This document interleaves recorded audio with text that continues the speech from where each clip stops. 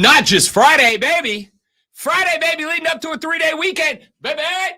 Welcome in, ladies and gentlemen. The Rob Brown Show's on the radio. It is the Fan Upstate. Happy 6 a.m., my dudes, my dudettes, my fellow Americans, my colleagues, my comrades. It's spectacular to have you all here today. What, as the kids say, is up? How y'all doing? Everybody good? Everybody have a lovely, lovely week. I hope so. Now it's Friday. Now it's time to get weird. Now it's time to have some fun. I'm excited about the show today. We got a lot of stuff to get to. These are going to hurt you, sir. Listen, it's been a little dramatic around the Radio Ranch lately, okay? It's been a little dramatic around the Radio Ranch. Lonzo's ready to go Alexander Usyk on our body up in here, all right? My man's ready to throw hands. He's ready to hand out the smoke without discrimination today. Nah, I'm going to go home and get in the fetal and hug my blankie. That's the opposite of the thing. That's the opposite. Yeah. Come on, Zoe. I need you fired up today, bud. Okay. Can't you tell I'm excited? Yeah, it's just oozing through these speakers right now. My Lonzo headphones is a superstar. are just dripping with excitement. All right. I tell you what, Rob, I'm going to shake it off. I don't have my, damn it. I forgot to pull the sounder up. I had it right there and I blew it. You know what I'm going to do for you, Lonzo? You know what I'm going to do for you? I feel like it's Friday, right? We need to start off with we believe in the power of positivity around here. Zoe and I, we are just the charisma machines of this building. If you need somebody in a good mood, and this is actually not even all that much of a joke. You need somebody in a good mood? Send them on down to the Fortress of Nerditude. In fact, it's almost a running gag around here that if you want to hang out in somebody's office and come on down to the Fortress of Nerditude and hang out with Zoe and Rob because they're just a couple of cool guys. Yeah, but tangents can lead to unproductivity. I didn't say that we were going to help you be a better employee. I said we were going to help you be in a better mood. We go down roads that are rarely traveled. 100%. 100%. But you know what else we do? We just make people happy. I like happy people who make other people happy. And I know sometimes you got to fake it. Sometimes you got to push through it, right? I get it. I understand. But I like happy people who make other people happy. You know who that guy is for me right now? Xavier Legette. Xavier Legette. And I'm going to do something here for the great one. I didn't intend to I was going to hold this for later. But I'm going to come out the gate hot. We have Xavier Legette's sound. Xavier Legette was on the NFL on CBS. And he talked a bunch. He talked about football, and he talked about his background, and he talked about his history, and it's all great stuff. But there was one thing that jumped out at me. Because Xavier Legette and Keon Coleman, who's my other dude, the new wide receiver for the Buffalo Bills, first-round draft pick out of the Florida State University. I love these two cats. And I love these two cats, great one. And I say this with every bit of sincerity. I love these two cats because these two cats love life, and you can tell, right? You can feel it. Keon Coleman, that video came out. If you haven't seen it, first time he got introduced to the Bill staff, and they bring him and they sit him down in a room, and like every member of the Buffalo Bills administrative staff is up in that room. And that would be a relatively intimidating experience for most of us, right? Think about it. You get hired to a new organization, a big organization, a successful organization, and not just are you hired, but you were hired and you know you are going in with lofty expectations placed upon you by the administrative unit of this organization. You know every person in that room is not just your boss, but every person in that room is looking at you as if you are like a mini savior. You are here to be the man. They bring Keon Coleman in there. He sits in that room and they say, yo, tell us a little about yourself. What do you like to do? He said, I like to golf. And they said, oh, you play golf? You're a good golfer? And he goes, no, I'm Tiger Wish he could, not Tiger Woods. This guy they bring him out to the field. My man's a grown-ass man. They bring this dude out to the field, and the very first time that he sees the football field there in Orchard Park, what's he do? He sets up on the end zone, and he runs to the other end as if he's playing a game. Like every man-child I know, if you bring me onto the field at the Superdome, I'm running a route, and I'm pretending I just scored a touchdown in the Super Bowl for the New Orleans Saints. We're all doing it, right? If I brought Zoe out to the field in Columbus, Ohio, and turned him loose, Lonzo's actually probably lining up at the right guard and pretending like he's pulling over and cracking a defensive end in the side of the helmet is what Lonzo's doing. I've been on that field. So did you do it? Did you pretend like you were in a game? I mean, who doesn't? You're damn right. Who doesn't? Our Central District was there for track. So we got to, and one time we just, in the winter, went there and went out and just laid on the field like in January or February after football season was over and just laid there and just looked up at the sky. Dude, it's the best, right? Yeah, it was amazing. If you get a chance to go onto a field that means something to you, you run a route. You do something, right? First time I went to Burns High School after I got named the voice of the Burns Rebels, what'd I do? I went out there early. I went and met Coach Reggie Shaw. It's spring. It's spring practice.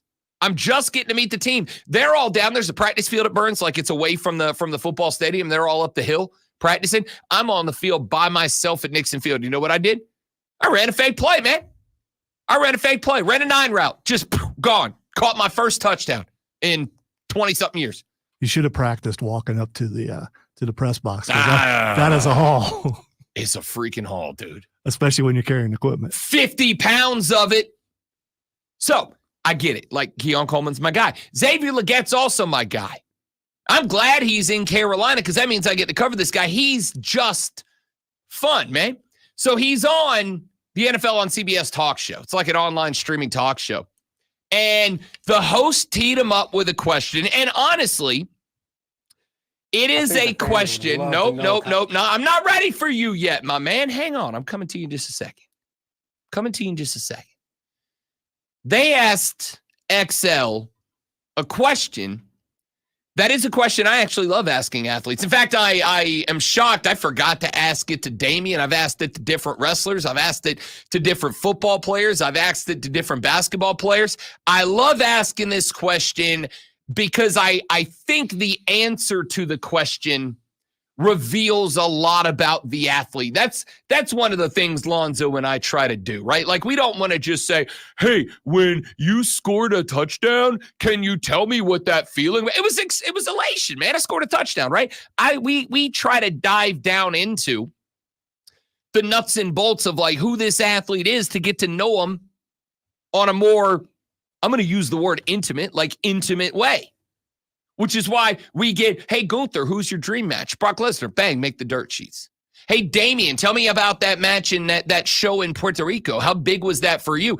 Bang, we meet the dirt sheets, right? Because we're giving people stuff because we like to dive into the more personal aspect. So that's why I love this question. I'm going to play you the question. I'm going to play you XL's answer because we got to get Zoe in a Friday kind of feel. And this is how we do it. Here is the question and answer from XL. I think the fans would love to know kind of like what makes you tick on game day. Oh, man, really, man. What I really say what take me there is just the love that I have for the game, man. I say my mindset is relentless. I feel like I play with a relentless effort when I'm out there on the field.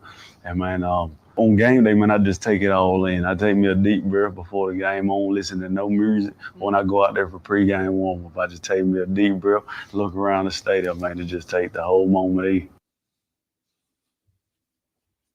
I freaking love this dude. It's pretty amazing. Doesn't listen to music, takes a deep breath before he goes out there. Yeah, and just looks around. I love this dude. You've seen that in movies, especially sports movies, where the camera is behind whoever the lead actor is, and they walk out onto the field and they just kind of look around. Yeah. I will tell you a couple of things here. Number one, I want this dude to narrate everything from now on. Everything in sports, I want XL in charge of, all right? When we get to the end, whenever Carolina gets to the end of the year, you know they usually put out like the season in review video. Forget the NFL guy, like the NFL films guy, take a hike. Xavier Legette's narrating everything from now on. Could you imagine? Oh, the winner Raider, man. Like, I'll give it to me. I want him to narrate everything. Second thing, Zoe and I have been in this job a very long time. Zoe and I still get some pretty dope opportunities to do stuff that, I say this lovingly, a lot of you guys don't get the opportunity to do because of the position we're in. A couple of weeks from now, I'm going to be one of the first people to head down into the new Timmons Arena on the campus of Furman University. FU one time. Can't wait. I'm going to go ahead and tell you right now, two things are going to happen. Same thing that happen every time I get a chance like that. First thing is I'm going to walk in, I'm going to look around the arena, and I'm going to go, dude, my life's pretty dope, right? My life's pretty sweet, man. I got for those of you that don't know, I work for the Greenville Swamp Rabbits. I'm kind of their hype man in game. And before every game, if you come to a game, one of the things you'll see me do is before every single game, once the Zamboni cleans the ice, once the pregame warm-up is over for the team, one thing you will see me do, great one, is I will come out of the Zam tunnel and I will walk a lap around the ice. I'm the only person out there. I will walk a lap and I'll just look around. And I got asked one time, why do you do that? And I'm like, fans would love to oh know. my God, stop. I didn't push the button. Are you hitting your space bar? Yes, I am. Okay. So I did push the button. One of the things I do is I walk around the arena and just look around. And one of the reasons why is because in that moment, I get to go, dude, my life's pretty great. I get paid to do this. I get paid to come to a hockey game. I get paid to just be a professional wrestler without the getting hit in the head, although the mascot did hit me with a chair this year. That's a thing that happened. But, like, it's great. I love to take it in. So the fact that XL has that. you didn't enjoy getting I asked hit with for the it. chair. I asked for it. I mean, all come right. on. I set it up. I went full spot fest. I was the EVP that night. Set up my spot. I'm like, oh, y'all need something funny? Let's stomp or crack me in the back with a folding chair. And by the way, he did. Wasn't like a script. Oh, he popped it. It's pretty good.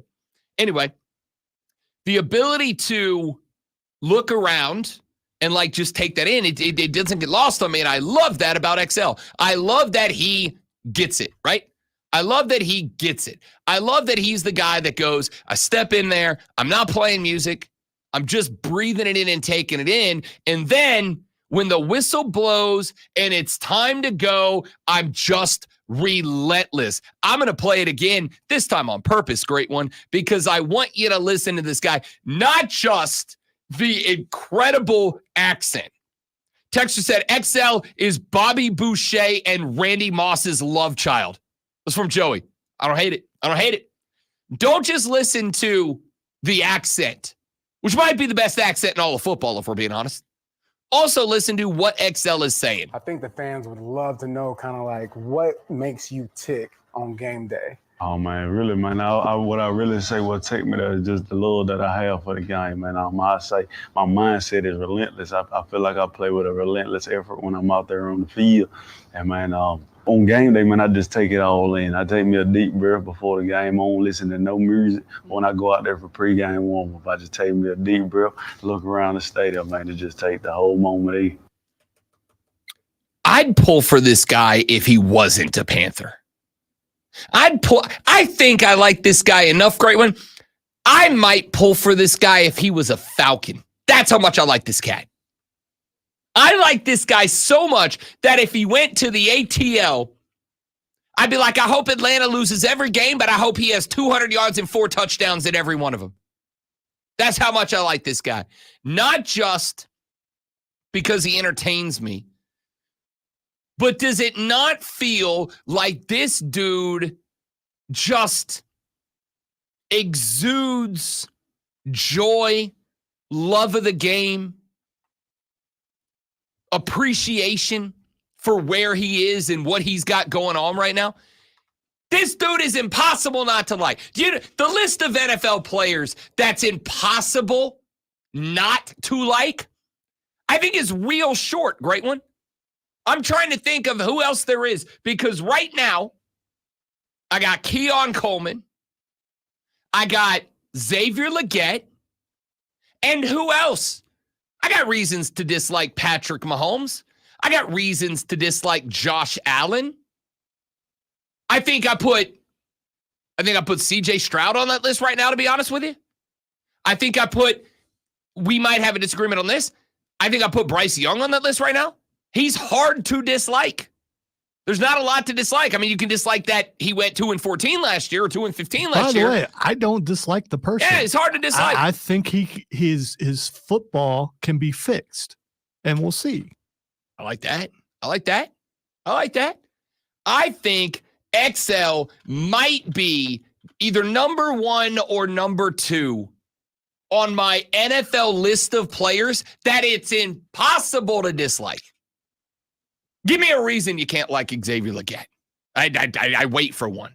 My dude stuck it out at South Carolina. He could have bailed. He could have gone somewhere. He spent 4 years as a gadget receiver. Never got a crack at being the man. Finally got the crack at being the man and not just turned into the man. Him and Spencer Rattler were the men. There wasn't really anybody else that was helping him out. It was just those two guys dragging that team to the success, or lack thereof, the success that they had last year. How do you not like that? How do you not love that? For all of you guys that hit me up every day with how the portal is ruining college football, Xavier Legette should be your freaking love story, right? Love this guy. Then he comes in. How many athletes do you think, when they get to the league, change their, for lack of a better word, character, change their persona, change their accent, change their look, change their style, change themselves, whether it's because I got money now, or I'm a leaguer now, or I got the ladies now because I'm an NFL player. How many guys do you think change who they are when they get to the league? You think XL has changed a dead burn thing about himself? Doesn't feel like it to me. I don't know the guy personally. I don't know his story before his breakout year last year in Columbia. But it doesn't feel like me. It does not feel to me like that guy That'll be great, man. has changed a damn thing about himself. And I'm here for it. I love it. All right, there's our peak off-season radio question of the day.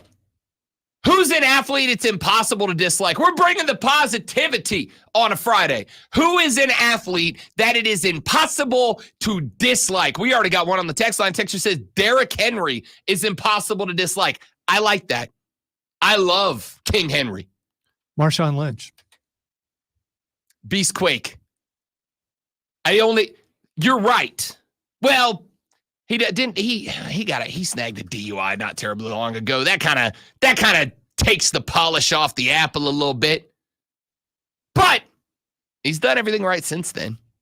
Who's an athlete it's impossible to dislike? When we come back, look, it's Friday. We're going to get weird. We're going to get busy. We're going to do a little CSI Gainesville. And I got a new one for you. Brought the blenders today because we're going CSI Valhalla later on the show. Rob Alonso and you, the Rob Brown Show. Let's get it. It's the Fan Upstate.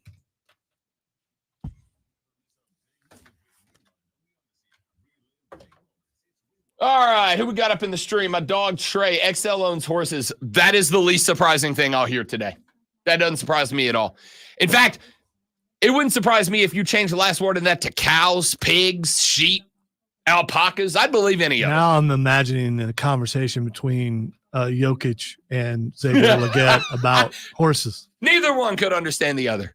The brain would have to do backflips You know what? to hear both of them. I think they both have kind of the same slow delivery when speaking. Sure.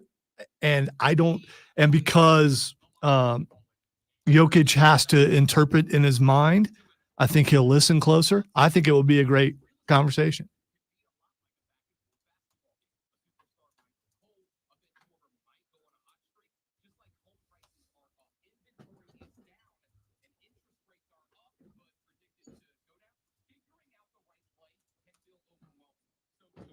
Happy Friday, Zach.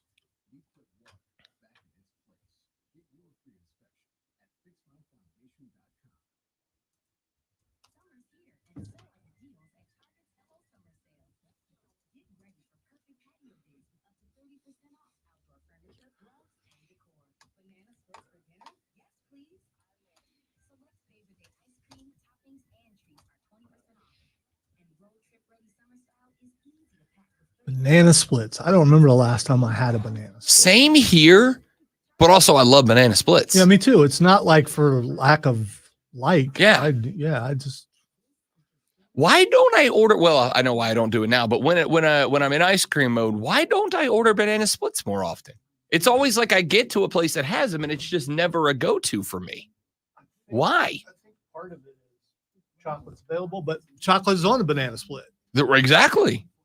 And so are other wonderful flavors. Where do you go when you go get ice cream, though? Do you have a go-to ice cream place? I got a couple. We like Marble Slab. I love Brewster's. I will still stop at a Brewster's if I pass one. The thing with the Brewster's is like you got to pass one because they're always like on the side of a highway. I know where one used to be. I don't know if it's still there. There's one in Simpsonville. There. Yes, Yeah. there's one in Simpsonville. There's also one, I don't even know the name, but if you go through Taylor's, the highway that takes you from Taylor's to GSP, there's one on that road.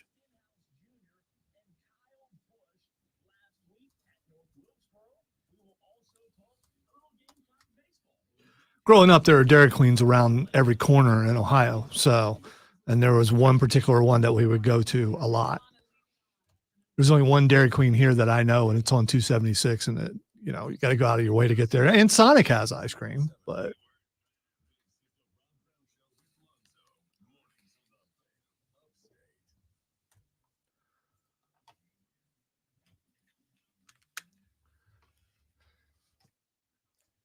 Who is an athlete that it is impossible to dislike? And I'll tell you what, we're gonna play a game with it today. All right, send me anybody you want. Send me an athlete you love that you think is impossible to dislike, and I'll agree or I'll disagree, and I'll tell you why. And here's the thing: we started this show. The goal is to bring positivity on a Friday. All right. all right, I got one. I know there's oversaturation when it comes to this. Jason Kelce. I am going to agree with Jason Kelce. Yeah, I'm not going to go with Travis because there are some people who don't like him Sure. for whatever reason. But Jason, have you heard anyone say they don't like him? The only criticism I've ever heard of maybe Jason. Dallas fans don't like him, but I mean, That's but fair. that makes sense, and that's okay. The only criticism that I've ever heard of Jason is that he might not be a great influence on the kids with the drinking and the partying. All right. I don't care about that. I love it. I love it. Jason Kelce is living my best life. How do you not like this guy? And here's why. I'll tell you what I would turn on Jason Kelce. I would turn on Jason Kelce with like a DUI, right? I'd turn on Jason Kelce if he did something while he was pounding Busch Lights in a luchador mask at a tailgate party for a game that he's not playing in. Then I might have some questions. But if all my dude is doing is showing up at games he's not playing in, doing shoeies with the fans in the parking lot, knocking back a couple of 12-ouncers and going topless in the box with his wife, who the hell cares? That is lovable behavior. I want to hang out with Jason Kelce. Showing up to WrestleMania. Yeah. There's so many things. This dude is genuinely enjoying his life, and from all accounts is a great dad, is a great husband, phenomenal podcaster, stellar character. Like Jason Kelce absolutely cuts the list from me.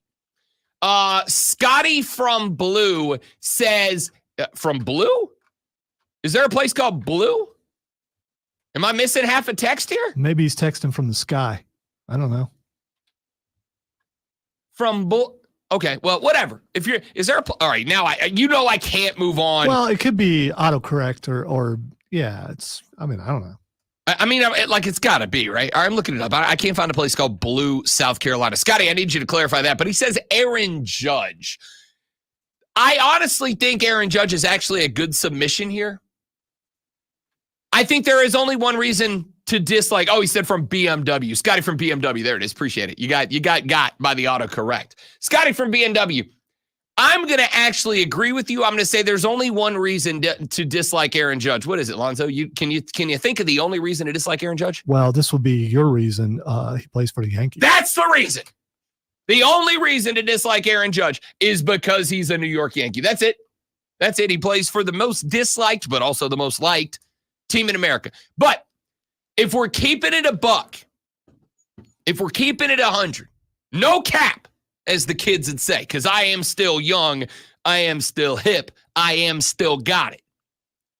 No cap, that's not a reason to dislike a guy, right? It's not like he was like, I mean, some of their reason, it's their reason to be there. But it's not like Judge chose to be a Yankee. And even if he did choose to be a Yankee, it's because they paid him $1 gazillion to do it. I'm never going to hate on a guy for getting the bag if it requires him to go to a team I don't like. I don't care.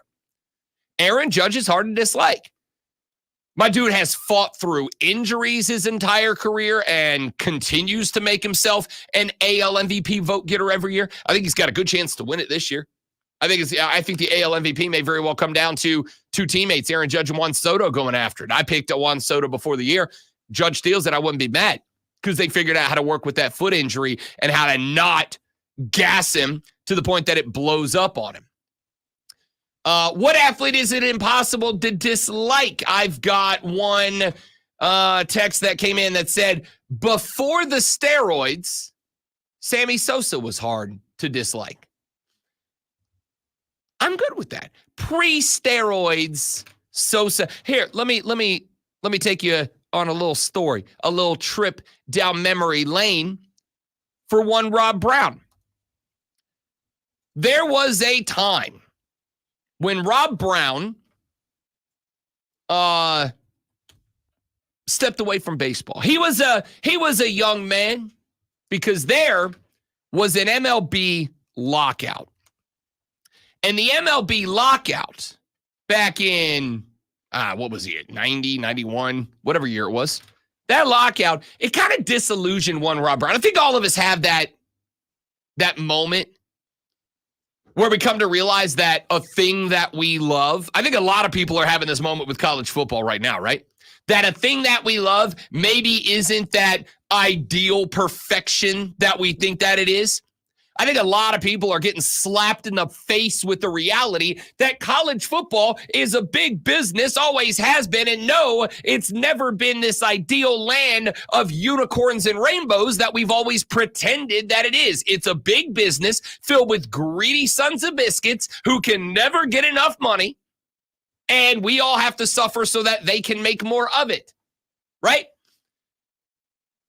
When the baseball strike happened, I was still a kid. I was, 6 when it happened. But I think it was kind of almost an unfair moment to people my age who grew up around baseball because all of a sudden all our heroes, they were just guys. And granted, then I kind of blamed the players. Now looking back at it in retrospect, if I was me now back then, I'd have blamed the owners. Either way, the point is you came to the conclusion, even as a dumb kid, they don't do this for me. They don't do this for us, right?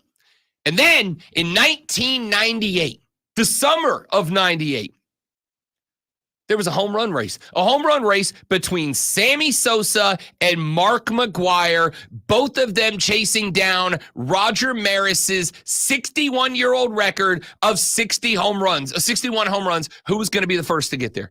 McGwire hit home run number 62 on September 8th, 1998, and I will tell you that I very much remember, it was 94. 94 was the strike. I very much remember during that run, my brother was a Cubs fan. Predominantly, I think, because my mom dropped him on his head as a child. My brother was a Cubs fan. I was a Braves fan, but that race piqued my interest back into baseball. We started racing home off the bus. We started getting to the TV. There was the big TV downstairs. There was a little TV upstairs. And whoever got home first got to put the big TV on to watch whatever baseball game they wanted to in the afternoon. And during that race, We'd have both TVs going. And if McGuire was up on one, we're going to that. And if Sosa was, and then when it got to the end of the race, I distinctly remember they would cut into other games to show you Sammy Sosa's at bat. They would cut into other games to show you Mark McGuire's at bat. And at that point, these two dudes were having this friendly but intense competition and rivalry. And man, it sparked the love of baseball back into a 14-year-old Rob Brown. It sparked the love of baseball back into a kid that had been checked out for like a couple of years at that point. And it was, at the time, you are correct, I think all but impossible to dislike Mark and Sammy. Now, I think those two dudes down the line, obviously, because of everything that happened later on, I think those two dudes kind of killed off the goodwill a little bit. But I think they were way on that list for a long time. Texter said, John Cena, especially because of the Make-A-Wish things he does for the kids. I'll tell you right now, for a very, very long time, wrestling fan Rob Brown did not like John Cena because he was just new age Hulk Hogan. He was never going to lose. It was the matches were predictable. They were boring, blah, blah, blah, blah, blah, blah, blah. And then John Cena, the guy, started showing through. And then John Cena with an edge when he was in like the WrestleMania 17 lead up and all that. John Cena with the edge where he would start smoking dudes on the microphone started coming out. And then all of a sudden, you take that edgy kind of John Cena, and then you pair it with this guy who is apparently a stellar human being behind the scenes. And then also you start finding out these stories that he was this great Make-A-Wish fulfilling guy, a wrestler who didn't mind kind of like walking that razor's edge between kid-friendly babyface and like adult-friendly guy who would embarrass dudes on a mic. And also, he kind of liked to party and be wild just a little bit in the background, but he never let that bleed over into his real life. I'm going to go ahead and say John Cena, well on the list of athletes it's impossible to dislike. Great one. I think that's a great submission. I think I'm the John Cena of radio, except for the partying part. I think I am. You're very close. I never disliked John Cena. So I can't put, I think there are people out there who really don't like guys who seem overly good, and I'm never going to be that guy. I'm always going to be a Superman fan. I'm not a Superman guy. Right. Because you like the bad guys. That's fine. Some people like the bad guys. I like the bad guys. It is sometimes the guy who never loses gets a little boring. The guy who is overpowered and he just has the solution to everything that you just, oh, by the way, I have a solution for this. That's just a natural skill set of mine that you've never seen before. This is a stereotype and false narrative because he's lost many times, many times. He's died a bunch of times. Yeah, and then what happens? Well, when he died, like the entire Justice League was killed. So, I mean, it does happen. All right. Whatever. John Cena's the Superman of wrestling. I kind of do like him now. It took me a little while. He wasn't like when he was at prime, when Rock was making fun of him for dressing like a bag of Skittles, which was a great line. Not a fan. But now now that we've hit this era. No, there's a guy that I've never really liked very much. Dwayne. Yeah, never. Dwayne. Whoa, whoa, whoa. I didn't hate The Rock. I like The Rock. I like the little edge. It's very plastic, heel very rock. made up, he's never seemed genuine to me. Everything seems like an act. And if you watch some of the behind the scenes stuff when he was told, yeah, but Hollywood told Rock to heel stop was a great smiling. heel. Yeah, I'm not. Hollywood heel was perfect. By the way, I'm not saying that character was bad. I'm just saying I just never really cared for him the way other people do. All right, so we got some other guys that have made the list. We're going to come back to this throughout the course of the radio program. So keep submitting because I'm curious who is an athlete for you that it is impossible to dislike. Shohei Ohtani. Great submission. Honestly, I don't hear very many people saying bad things about Shohei. In fact, Shohei and Scotty Scheffler are going to go on the list for a similar reason. And we're going to talk about that because later on, hang on, I got to take the glasses off to put them right back on. Later on in the show, we're going to play a little CSI Valhalla. CSI is, Law and Order is dun-dun. It's the first one I saw. That's fair. It's fair. Hey, it's back after this. It's Friday. We don't care. It's the Rob Brown Show on the Fan Upstate.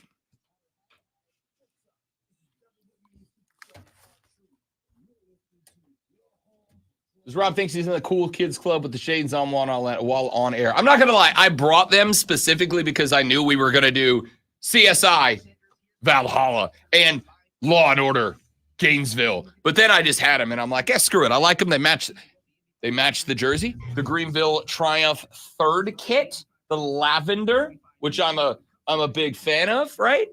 And then these got the purple tint to them. I forgot the camera's over here now. So it's Zach, it's called accessorizing. I'm also going to tell you, so I looked in the mirror yesterday.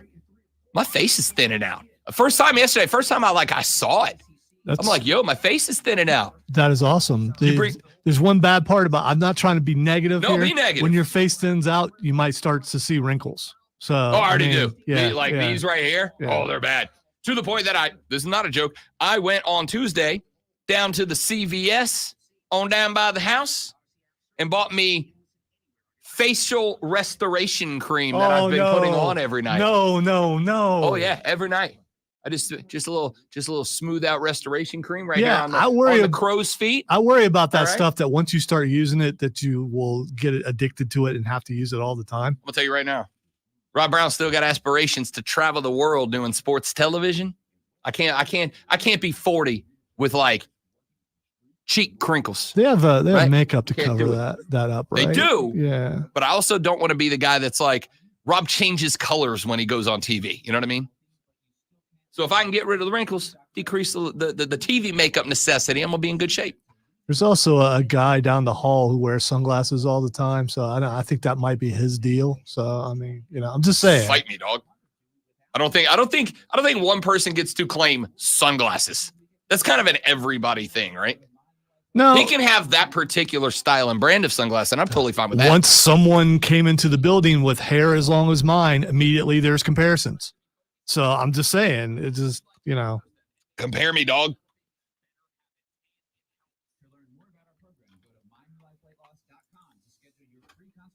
And my hair's still better than Tim's. You guys are all just, you're seeing it through a camera. You're not seeing it in real life. So there. And how do you know Tim doesn't have extensions? You don't know. How do you know Tim doesn't have extensions? You don't know either, do you? I've seen him with his hair down. So extensions, I've seen wrestlers with their hair down and they have extensions. The women. Oh, one dude. The dudes might do it too. I don't know. Oh, one dude we know for a fact does it. Oh yeah, I guess we do. Yeah.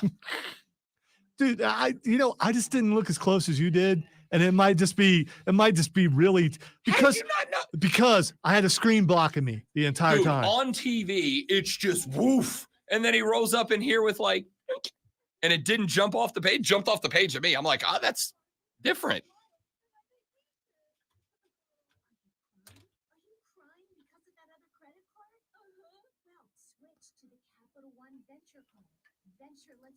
He probably thought I had extensions. So it's okay.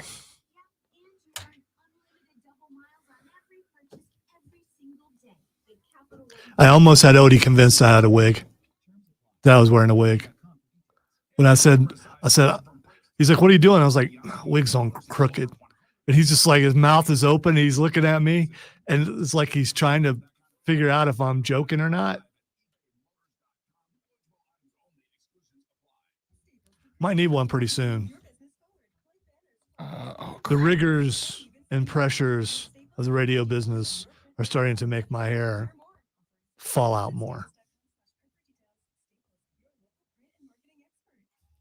Before you know it, Kong Bundy will be on the side of the. It's going to be.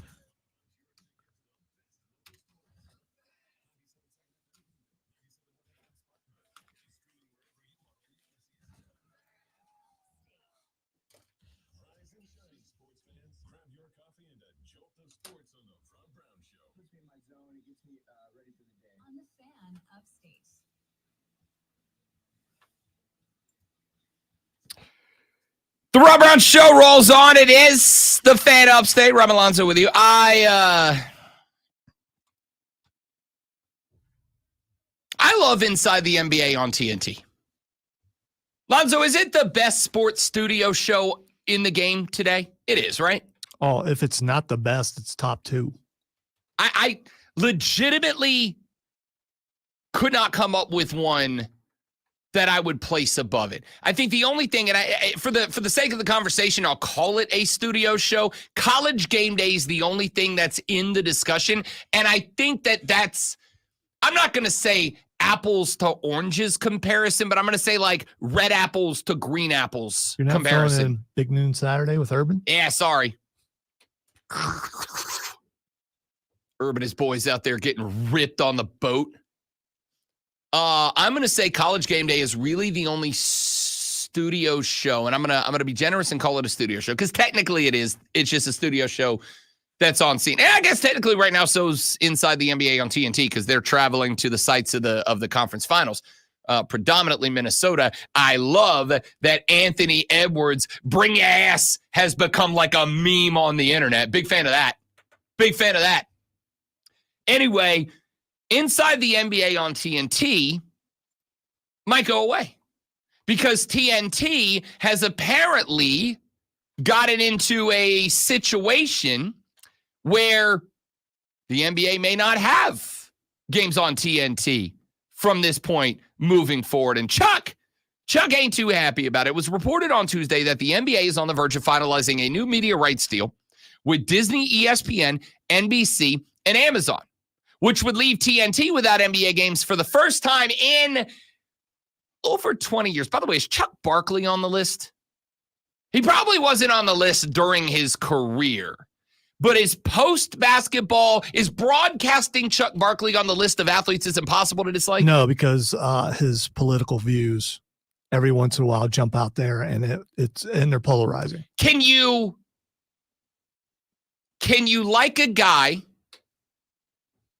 who has polar opposite political views from you? Yeah. Right, exactly. You and I literally. So does that DQ Chuck No, you were saying from being likable? You're saying has nothing to make him unlikable, and that is a thing that could That's fair. A do lot of that. people dislike LeBron for the exact same thing. That's very fair. Okay. But the difference is that Barkley's personality is so much bigger than LeBron's that it dwarfs his political views. I'm just gonna slap the hell out of him right on the spot. I love Chuck. I love Chuck. Chuck to me is impossible to dislike. Anyway, so Barkley appeared on the Dan Patrick Show after it was announced that not only is the NBA negotiating with Disney, ESPN, NBC, and Amazon that would split up the games between there and take them away from TNT. But here's the thing. TNT's parent company, Warner Brothers, would have the option to match NBC's package and keep their games on TNT, but it is unlikely that they're going to do so. But wait, there's more. I just want to say really quick, ESPN's pregame show for NBA is unwatchable. It stinks. It stinks it's so bad. It's not good. I tuned in to watch the game yesterday and realized that was still on and just turned it off and then came back when the game started. There is Andrea Carter has jumped way up to the top on my list. I like her a lot. I think she is phenomenal. I think ESPN's WNBA coverage is perfect. I think they do the WNBA great justice. I think they're perfect over there. The ESPN NBA studio show has bought into this. Everything's got to be a debate. Everything's got to be a fight, right? Instead of just letting dudes talk about basketball, which is what Inside the NBA on TNT does. And I'm a big fan about that. So I agree with you. Like TNT, bananas. But see, there's more to this story because this broke. Bananas. B-A-N-A-N. No. No, I don't want to talk about it. You know what? I'm going to talk about it. Do I talk about it now or do I save it for the end of the segment and let people go off to the break going, what the did Rob just say? I think it should be a number in the water cooler cheat sheet. What do you do if you see this? You know what? Deal. Except I am bouncy thinking about this. Okay? I'm going to tell you guys something. As item number Either 1 or 3. I haven't decided on the water cooler cheat sheet that happened in this building yesterday that blew my mind. I don't know. I'm going to send myself the file so I can put the picture on the screen. I don't care. I don't know about that. Why? Because What do we like? It's not going to be obvious who it was. If we get in a fight, we get in a fight. Yeah, it's a little weird that you're in the bathroom taking pictures. So Don't care. I don't know if there's legality involved with that. When people see this, they'll go, "Yeah, I would have done it." Dude, I don't know. Okay, we'll talk about it during the break. Y'all, something happened yesterday that I legitimately, the thing happened. I walked from over there back into this studio I was done with for the day. Lonzo was in here doing math. When he's done, he'll come back in here. No, I got no reason to be back in the studio, right? I kicked the door open, stared across Lonzo, both hands on top of my head going, I have to tell you what I just witnessed in the men's restroom because my head is not connected to my body right now. I don't understand it. I'll tell you what that was in the water cooler cheat sheet. Back to the story. So, it's Friday. It's Friday, dudes. Deal with it. So, all of this going on with TNT and inside the NBA and the NBA on TNT, which has been there for, again, 20 plus years, 2+ decades. All of this goes on right on the heels of the notification that hours before all of this got announced, it was announced that TNT Sports has signed a 5-year agreement with ESPN through the 2028 season to sublicense ESPN's rights to broadcast 2 first-round playoff games for each of the next 5 seasons. TNT will then acquire rights to broadcast 2 quarterfinal games each year for the remainder of the deal, starting with 2026. So 24 and 25, TNT will get to play 2 first-round playoff games on TNT. For each of the next 5 years. And then starting in the 2026 season, they will get to play 2 first-round games and 2 second-round games, 2 quarterfinal games. Now, we don't know how much money TNT is paying to the College Football Playoff Committee, and more importantly, or in this case, more pointedly, to ESPN in order to sublicense these games. Sublicense. ESPN has the rights to the college football playoff games, all of them. And then TNT can give ESPN a metric jackload of money to get the rights to broadcast those games. So if you want to watch those 2 games, and remember, those games are games that are going to be played on college campi. Those games, the highest 4 seeds that don't catch a bye. So seeds, 5, 6, 7, and 8, will then host teams 9, 10, 11, and 12 on campus stadiums. So that's a big deal. So TNT says, we got college football money to rent those games from ESPN. And I don't think we know the price on that, but I'm going to go ahead and say it's a lot. I believe it is going to be enough to make you say, like a lot. So then they turn around and they go, yeah, but we ain't got NBA money. We ain't got NBA money. I don't know. Like, it's just a little disappointing to me. You've got, great text. You know who is absolutely unquestionably on the list of sports figures it is impossible to dislike? Ernie Johnson, right? Is there a person in America that dislikes Ernie? Ernie is the great bridge in race relations. We need to let Ernie be in charge of every race relations discussion ever, because Ernie is that guy for everybody. Ernie's the best. He's the only guy who could handle being in the middle of all that. Oh, hell yeah. And his wit is faster than everybody else's. It's underneath a lot of times. And yeah, he's amazing at what he does. Ernie's on the list. We might call it the Ernie list. Like the Ernie Johnson list of untouchable sports figures. If you make this list, you get an Ernie. That's the award we hand out for being a completely likable guy. You catch an Ernie. I like that. That's a gimmick on the show now. Xavier Legette earned an Ernie. I liked it. So this is kind of a bummer because it is another time. And again, I will acknowledge it's a bummer while also acknowledge, what are you going to do? Welcome to the world of sports in 2024.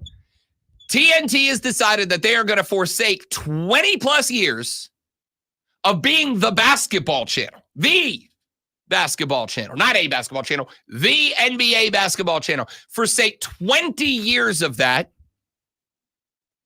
for 2 football games a year. That's what they decided. We're going to get rid of Inside the NBA on TNT. We're going to get rid of Ernie. And I'm going to tell you right now, if I'm ESPN, I'm immediately picking up Ernie, Shaq, Kenny, and Chuck. Immediately picking it. If they're going to get rid of Inside the NBA on TNT and those guys are willing to walk, I am picking them up and moving them to ESPN yesterday. They won't do it because of egos on other shows. There's no way they do it. And there's no way they do it and keep it intact. They'd want to put other people in there. Oh, you know they're going to be like Inside the NBA with Ernie, Shaq, Chuck, and Stephen A. Smith. Right. In which case, for the record, I don't even think Chuck can save that for me. I'm out. I'm out immediately. If they do that. But if I'm the ESPN, I'm going, sorry, SAS, you got 90,000 hours of broadcasting a week. We're going to let Ernie, Shaq, Kenny, and Chuck handle NBA stuff. Point is, does it not, like I know we're going power of positivity on the show today, but does it not kind of bum anybody else out that you got 20 plus years of NBA on TNT tradition over here and they are jettisoning that and ditching. I was going to say, don't look at me for it. Jettisoning. I think it's jettisoning. You're going to jettison. Yeah, jettisoning. You're going to jettison. Yeah, here we go. You're going to jettison 20 plus years of being the NBA channel. You're going to jettison. It is jettisoning, by the way. Bang! You're going to jettison the best, I would say almost consensus. The best in-studio sports talk show inside the NBA. You're going to jettison Chuck, Shaq, Kenny, Ernie, and being the NBA channel. You're going to get rid of all of that for 2 college football games a year, 4 at max, for what, 2 years of having 4 games. Now, granted, they're playoff games. They're going to be 4 of the most watched games on the calendar. They're going to be 4 of the most high-profile games any given year that TNT has them. But you are going to get rid of a season of NBA and the chemistry you've developed on the one sports studio show that is unmissable for me. Unmissable inside the NBA on TNT. You're going to get rid of all of that for 2 college football games? Dude, it's just, it's kind of a bummer, man. Right? Like, I'm going to acknowledge, Zoe, I'm up in my feels a little bit. Because ordinarily I'm what? Ordinarily I'm like, hey, it's business, right? Business is business. And sometimes you just got to get punched in the face with the reality that sports is a business. Yes. Even your beloved college football is a business that is finances first. The bottom dollar comes before your feelings as a fan, my feelings as an analyst. The bottom dollar comes first. And I don't know if TNT is going to make more money by having 2, max 4 college football games. But yeah, kind of a bummer to watch the NBA on TNT go away and watch Inside the NBA on TNT go away when you have built a show that is the best thing going on TV in the land of sports right now. It's disappointing. Anyway, when we come back here in a minute, water cooler cheat sheet, including a story about a banana in the bathroom that I think I don't know if you need to hear it. I don't know if you want to hear it. I don't think you should. I don't think we had pointed out where the banana was. Now you overly teased. I don't think I did. Because what were they doing in the bathroom with the banana? All right. Stop. Stick around and find out, because that's a tease, baby. We are professionals. The only thing that gets done in this office better than a Rob Brown tease is Alonzo Sports Flash. You know that's right. Dude, I nailed that. Yeah. Last night in the NBA, the Indiana Pacers dropped Game 2 of the Eastern Conference Finals to the Celtics, 126-110. Jaylen Brown had a 40-point night, and both Derek White and Jason Tatum added 23 in the win. Pascal Siakam scored 28 for the Pacers. Boston now holds a 2-0 lead over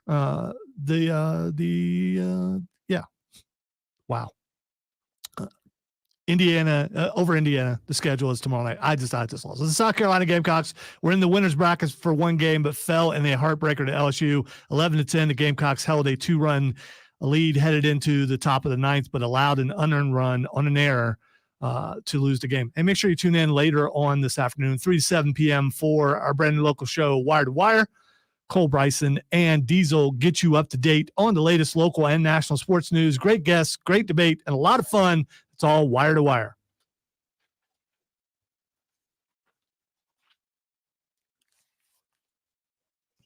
Okay, worst one in the history of mankind.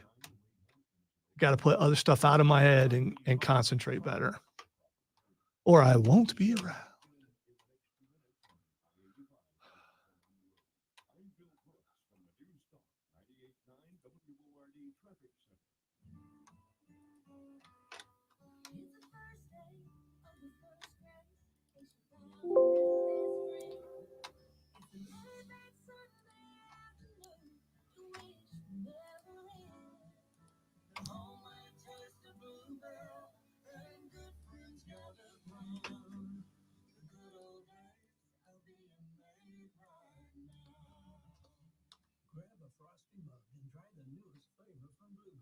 A&W Root Beer Float Ice Cream.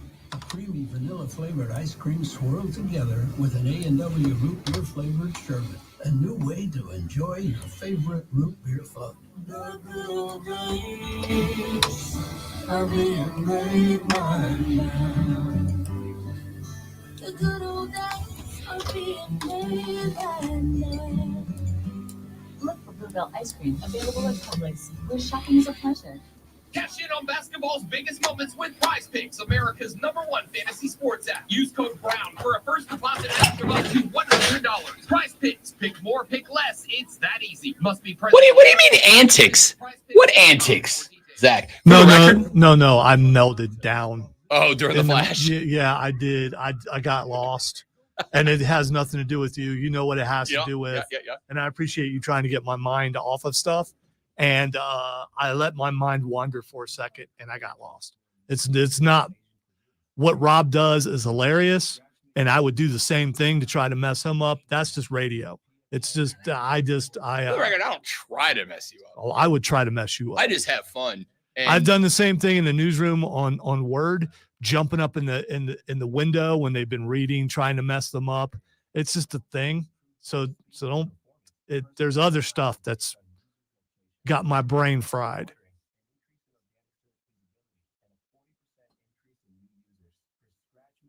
So yesterday, 3 different people sent me an Instagram reel saying you better do this at your wedding reception, which should scare me. I was like, okay, deal. I'm going to come out in a Ric Flair robe. What's adding a WWE championship belt to the walkout going to change? So you have to buy one. Do you have one? I don't, but I will buy one. They're extremely Expensive. I know. Yeah. But every now and then, and I just got to keep an eye on it. Every now and then they put them on sale for like 30% off or 50% off. So I'm just going to watch every Raw until they put one on sale. Usually it's around the bigger PLEs. So I'm going to keep an eye around SummerSlam. And if they drop it, I might go ahead and do it. You mean playlist editor? Playlist editor? Oh, yeah. Oh, God, yeah. Chris came in yesterday and was like, there's a problem with the PLE. And I'm like, did somebody get hurt? Do I have to change the card? He didn't know what we were saying.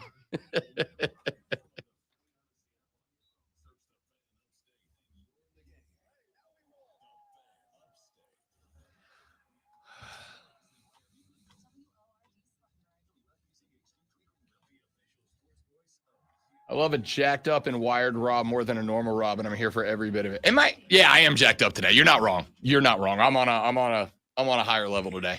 I can't explain it. New Life, first break. 10-4. Where can I find the interview of y'all interviewing Damian Priest? Zach, you can find it on the website if you want the audio version. And I actually need to post the video version. Actually, did I? It's in the show stream from that day. If you go to the Rob Brown Show on YouTube and go search whatever that Monday was, the 13th, it's on there. During the break, Zach said, where can I find the interview of y'all interviewing WWE undisputed world heavyweight champion Damian Priest? Well, the answer, like every other segment, is to go to www.thefanupstate.com. Go to the center top of the page, and there's a button that says podcast. You click on that, it'll drop down the menu of all of our local shows, both of them. You click on the Rob Brown Show, it's going to take you to another page. It's got a list of all the segments right there. You just scroll back to last Monday when Damian Priest was in the studio, and it is pulled out and highlighted right there for you. You can listen to it there, or you can search the Rob Brown Show on YouTube, where all of the shows are archived on a daily basis if you want to watch the video, because Damian Priest was in studio with us. Just scroll back to last Monday's show. The Rob Brown Show is live Monday, May, 13th, I think. Click on that. Scroll to hour number 2. It was the 8 o'clock hour. Hour number 3. Yeah. Go to around 8:20 when he joined us, and you can watch that interview there, as well as every other show. That's where all of them are available for you. You, ladies and gentlemen, are very welcome. Hey, it is 7:01 in the morning. You are 58 minutes and 3 seconds away from having to punch the clock and get to work. And I know that's a bit of a bummer, right? I know that's a little bit of a wait. It feels like a waste of a Friday, doesn't it? Like, of course it does. Nobody wants to be at work. It's going to be a beautiful day around the upstate. But here is the good news. Here's the silver lining, because today on the Friday edition of the show, we're all about the power of positivity. You, when you get that clock punched in and you pop off those emails to the boss, sooner rather than later, get to take your first break. You get to walk on down the hallway, down to the break room. You get to go meet Ernie, who comes over from shipping. Ernie, your big sports bro, your golf buddy on the weekends, and your sports bro during the week. Ernie's going to meet you down there because y'all sync your breaks up, right? And you're going to get together, and you're going to want to talk sports. And if you want to talk sports, you need to know what's going on in the world of sports. And if you need to know what's going on in the world of sports, ladies and gentlemen, you need this.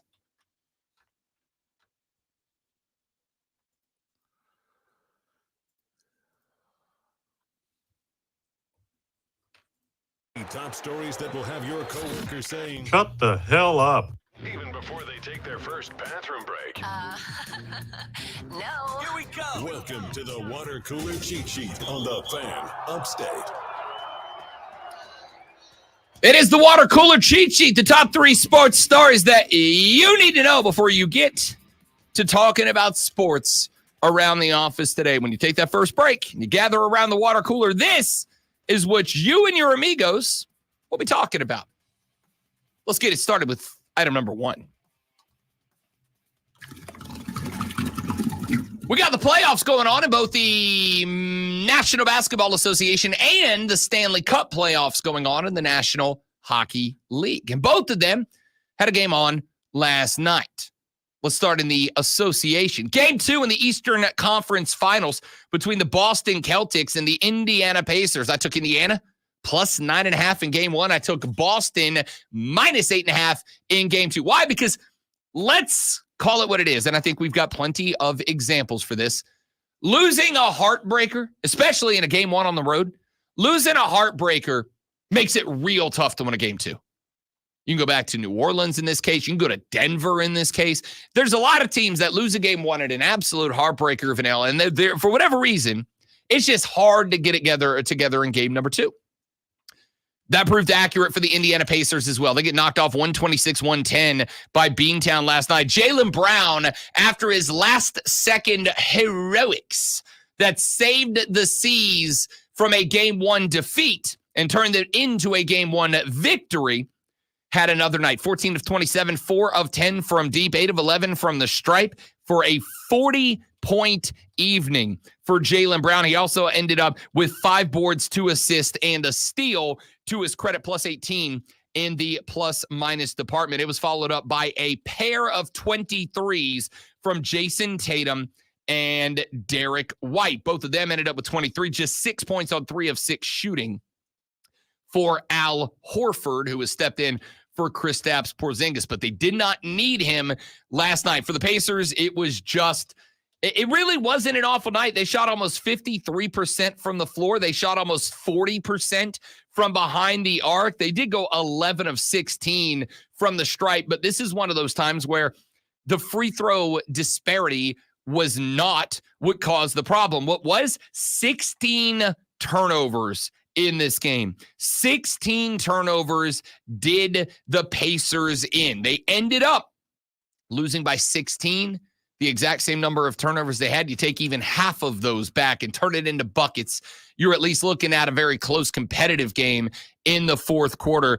Pacers actually up at the end of the first quarter. They outscored Boston 27-25, but they lost every quarter after that. Outscored 32-24 in the second, 36-29 in the third, where Boston really created the divide, and Indiana scrapped in the fourth, but it didn't matter. 33-30.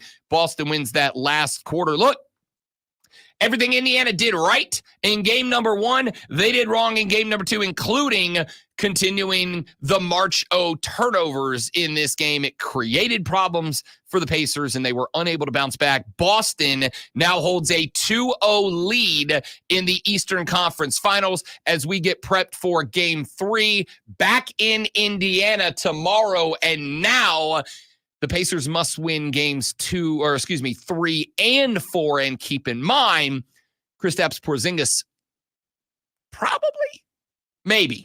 potentially going to be back for game 4, in which case the C's will be back at full strength. Obviously, there's going to be some concerns about ring rust for the Boston big man, but if they can get that knocked off of him real quick, if Indiana can't take both of the games at the house, they're cooked. They're done. They're toast. They're roast. They're over. In the NBA coming up this evening, we do have the Western Conference Finals.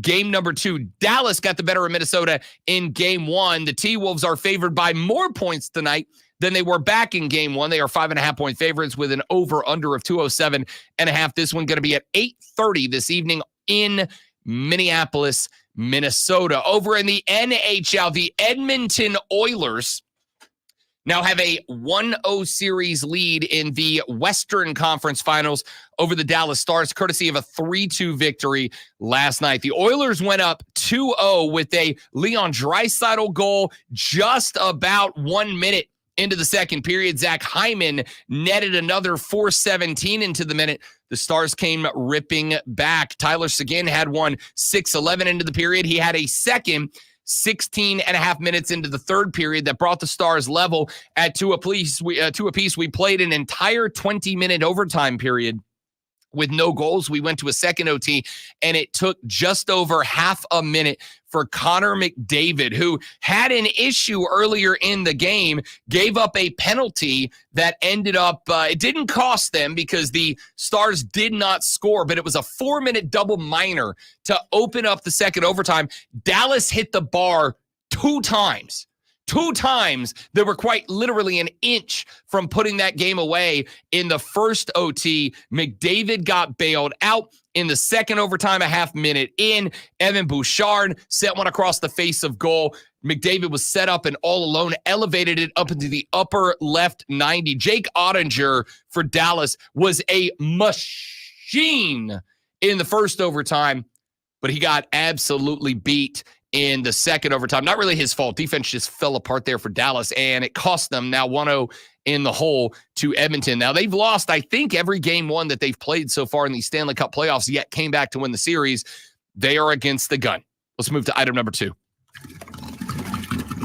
It is official. The NCAA and all of its power conferences, let's say 5 of them, have agreed to allow schools to directly pay players for the first time in the 100-plus year history of college athletics. We know back on Tuesday, the Atlantic Coast Conference and the Big 12 both agreed to the settlement of the NCAA House versus NCAA lawsuit. Then we know on Wednesday that the NCAA and the Big 10 both agreed. That left just the Southeastern Conference and the Pac-12 to approve the settlement. And while there were dissenters in the ranks, there weren't enough of them to matter. The NCAA and the leagues are moving forward with a multi-billion-dollar agreement to settle 3 pending federal antitrust suits.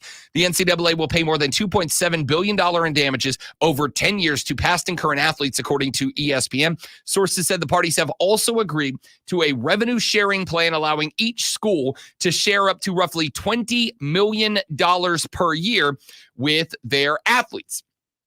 NCAA President Charlie Baker and the 5 Power Conference commissioners said in a joint statement yesterday evening, quote, The 5 autonomy conferences and the NCAA agreeing to settlement terms is an important step in the continuing reform of college sports that will provide benefits to student athletes and provide clarity in college athletics across all divisions for years to come. This settlement is also a roadmap for college sports leaders and Congress to ensure this uniquely American institution can continue to provide unmatched opportunity for millions of students. All of Division I made today's progress possible, and we all have work to do to implement the terms of the agreement as the legal process continues. We look forward to working with our various student athlete leadership groups to write the next chapter of college sports, end quote.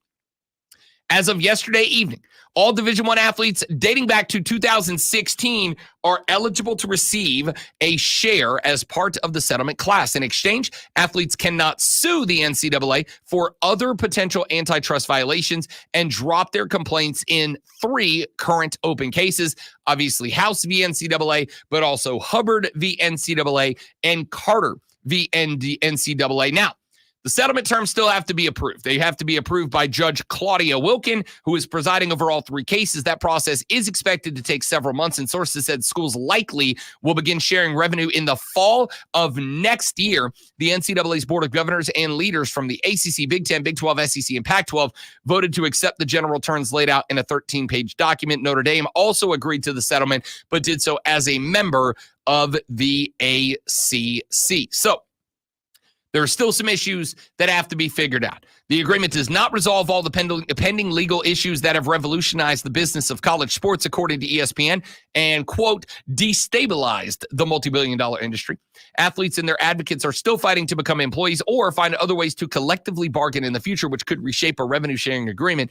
There was also the Title IX issue that has to be considered down the line. How does this revenue share plan be split between the profit-making sports, that is football and basketball for some of the big Power 5 schools, and the revenue-losing sports, which is, respectfully, most of the women's sports and most of the smaller division sports pretty much across the board?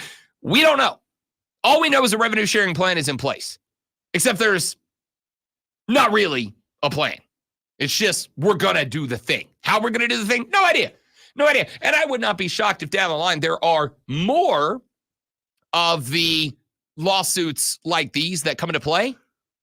But we'll see how it goes. Settlement accepted yesterday by the SEC and by the Big 12, which officially means the settlement has been accepted by all of the college athletics entities that needed to approve it. Now it goes back to the judge for approval, which could take many months. I don't know if that's because they have to shape the plan or they got to hammer out some details or what. We'll see where it goes. Finally, item number 3. This is not a sports story. I actually didn't know if I was going to bring it up today or not, but Lonzo has talked me into it. The persuasive one that he is. Yeah. Okay. Well, you know what? I was totally going to talk about this story. Sure. Dude, I'll take it. Whatever. No, it's fine. I don't know if it's going to cause a problem or not. But if it does, it is what it is. I'll ask them to. Yesterday, when the show concluded, those of you that watched the stream, you kind of figured out how the process works, right? The show ends. Lonzo and I stay on the stream for 4 or 5 minutes, kind of cleaning up the chat room out there, etc. We just kind of hang out for a few minutes after the show. And then once the stream comes to its conclusion, Lonzo's got to do some math. Lonzo's got to sit over there. He's got to figure out like how much time he's got to insert to build the breakout so that our break ends right when Righter Than You starts on the satellite, so that it's seamless and flawless. And of course, if you stick around for Righter Than You, that comes on at 10 a.m., you hear Lonzo's magic, even though you didn't know he was over there making it, the radio wizard that he is. Rob, on the other hand, packs up all his stuff, shuts down the stream. He goes over and he drops off his office supplies, his laptop, his phone, his tablet of truth, whatever he's got in here, in the Fortress of Nerditude. And then ordinarily, Rob Brown, takes a little bathroom break, all right? Take a little bathroom break. I do a couple of laps around the loop upstairs just to get the blood pumping because I've been sitting down for 5 hours at that point, 6 hours at that point. Yesterday, when Rob Brown went to the restroom, he opened the door and he saw something that his brain could not compute. It is so stunning that I am referring to myself in third person for the sake of telling this story. I open the door, and I don't know how to describe it other than to tell you. My eyes saw a thing, and my body reacted, right? My brain didn't comprehend in the moment what I was seeing. It was just, it knew, like my brain knew I was seeing something that I wasn't supposed to see. Not like lewd or lascivious or inappropriate, just out of the blue, just something very not ordinary. And my body stopped walking. Like I wasn't sure why, but my body stopped walking and I just laser locked in. And then my brain finally caught up to my body. And what I realized that I was looking at is that there was someone that works here in this entire building. Someone was in the far bathroom stall. That's not unusual, right? We got 2 stalls. We got a bunch of people that share them. We got 1 urinal. We got a bunch of people that share. Sometimes you gotta make a decision, right? That's not the shocking point. The shocking part is that as someone was actively, when I say actively using the stall, you know what I mean by that, right? Like actively using the stall. You get what I'm saying. As they were actively using the stall, the room is intended for a purpose, and they were. This purpose was being fulfilled. Okay, yeah. That is correct. The purpose of the stall was being fulfilled by some member of this radio family. And as I opened the door and I looked over, what I realized is that someone is fulfilling the purpose of the stall, and sitting on the ground in the stall, feet away from their feet, was a banana. Just a banana on the ground in the stall, just a banana, unopened, unpeeled. In fairness, wasn't like they peeled it and like then laid it or like left like one thing on it as a guard from the floor, but it was fully unpeeled. But on the floor, in the stall, next to the feet of someone who was using the stall for the stall's, a men's room's stall's intended purpose, was a banana.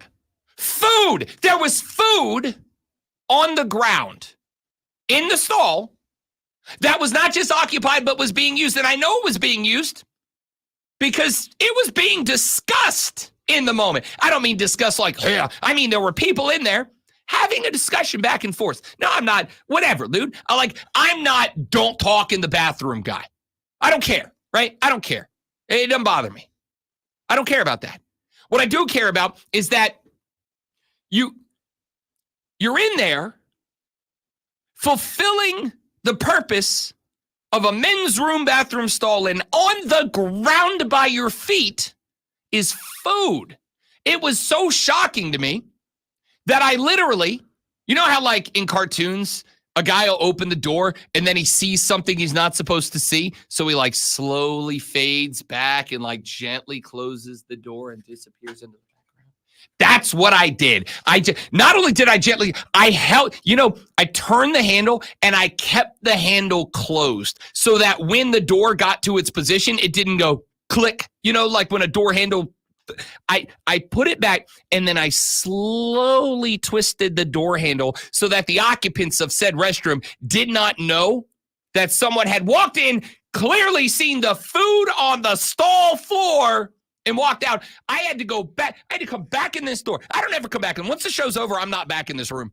Once I'm done in the studio for the day, I'm done in the studio. I work out of the Fortress of Nerditude or my house.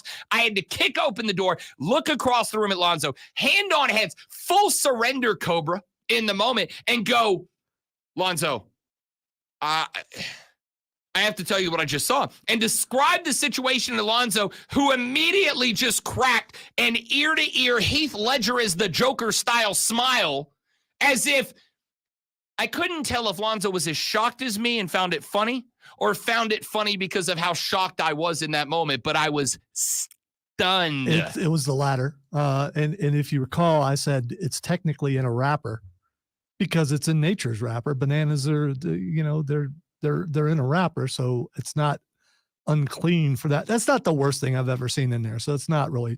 I once walked in and saw the Incredible Hulk puking in the sink. That's weird. A banana on the ground, that's not weird. A banana on the ground of a stall that is being actively used for the purposes of a men's room stall. I'm not going to say it's weird. I'm going to say it is beyond shock at that point. By the way, in the quiet moments in the office, which there are some on occasion, just a shiver went through Rob several times throughout the rest of the day. Quite literally, because I told two people what I had seen. I told the great one, and I told Captain America Chris Evans down the hall, like our little trio of nerd, right? We're the three nerds in the building. I told those two guys, and for the rest of the day, anytime I saw either one of them, and keep in mind, I work in the Fortress of Nerditude with Lonzo, and Chris Evans walks by our door like multiple times a day. Every time it would be, hey, Rob, want a banana? Hey, Rob, found a banana. You want one? The rest of the day. And every time it happened, I just had like Vietnam-style flashbacks of the fact that I opened the door and saw someone in the stall doing stall things with a banana on the floor by the feet. Rob was in the production studio, and I opened up and said that person asked if he wanted a banana. He did not think that's funny. He did not. That is correct. And the only thought I had is, I really hope that what happened was they walked in the bathroom with the intention of throwing that banana away because they didn't want the banana, forgot because they were like it was an emergency, went into the stall, thought, oh, I was going to throw this away anyway. I'll just put it on the floor, and then chunked the banana later. The horror show was that banana got eaten. Somebody ate that banana. Back after this on the Rob Brown Show on the Fan Upstate. New life. All right, guys, quick live read. I'll come back and we'll talk about the banana. Y'all stay right there.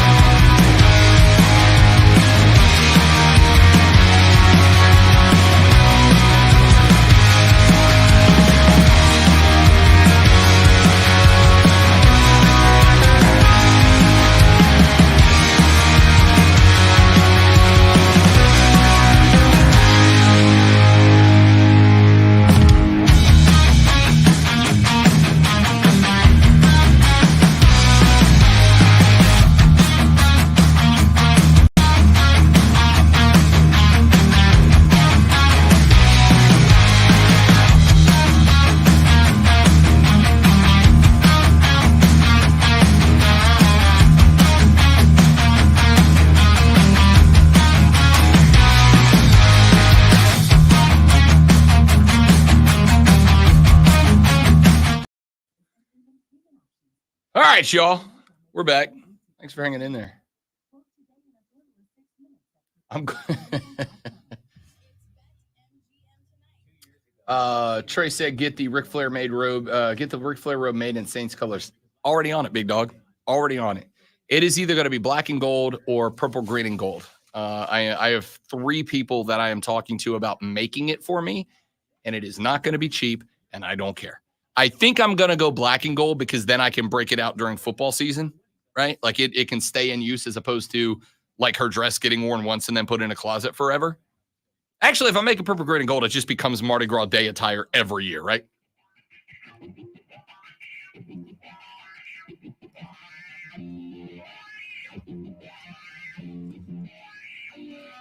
Hey, Big Daddy, how you doing? Real good, Corey. Welcome back. The Rob Brown Show's on your radio. Rob and Lonzo with you here on a lovely upstate Friday morning. There's a beef a-brewing right now.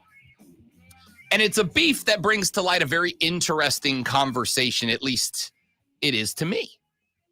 Yesterday evening, the Chicago Sky took on the New York Liberty. The Liberty were undefeated going into this game. You will remember that the Chicago Sky drafted not only LSU's Angel Reese, but also drafted South Carolina's Camila Cardoso. Last night, this game got heated. And last night, Angel Reese, Camila Cardoso, and the rest of the Chicago Sky locked down the Liberty on defense, took a lot of takeaways away from the Liberty, and handed them their first L on the season. Well, after the game was over, a game in which Angel Reese balled, including creating a clutch turnover late in the game that all but sealed it up for Chicago, she took to Twitter. And she said, and that's on getting a win in a packed arena, not just because of one player on our charter flight. Hashtag Skytown. A clear shot at Indiana Fever player Caitlin Clark. This came after her speaking similar comments to reporters on Thursday about the overall growth of the women's game. She said, quote, it's not just one person. I think people don't realize that because the narrative out there is that just one person is changing the game. It's a lot of us. Me, Camilla, there's Cameron, Rakia Jackson. There's so many great players, and it's been long overdue. And just being able to see that our impact has been able to change the game, I love it for us all. And we're just going to continue to keep going, end quote. This is very interesting. This is very interesting for a couple of reasons. It's interesting because, A, from a sports perspective, from a sports fan perspective, the rivalry ain't dead, bro. Angel Reese, who going into last season was arguably the most, I'm going to use the word notorious. I think you could use infamous. I think you could also use famous. And I think any of those 3 adjectives would aptly describe Angel Reese going into the season. Is she the villain of the story? Is she the heel? I don't know. I don't know. I think that's fair. I think if we busted out faces and heels right now, it would be wildly appropriate. I think, honestly, we probably should have for this and Rory McIlroy's wife. Here's what I will say. From a sports fan perspective, this is great because sometimes the biggest fights are the ones that provide you with the most drama leading up to the fight, right?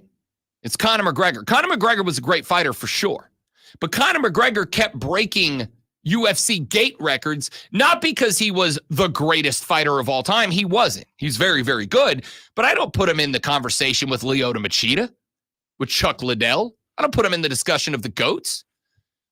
What I will say is he's the GOAT of selling fights. He's the GOAT of creating drama to the point that you got to watch because it doesn't feel like a work. It feels like this dude is really getting into the head of whoever he's fighting.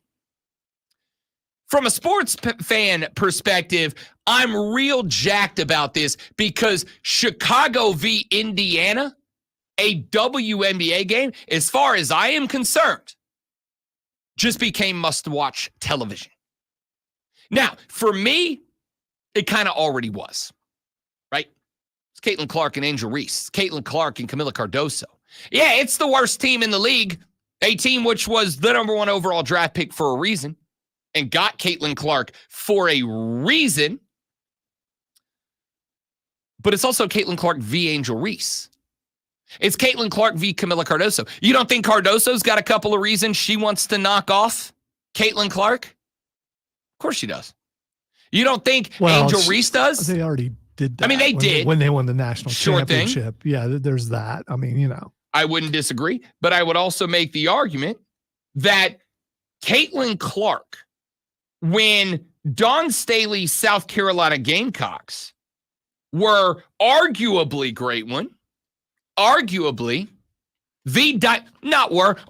arguably the dynasty in college basketball. It's the UConn men and the South Carolina ladies.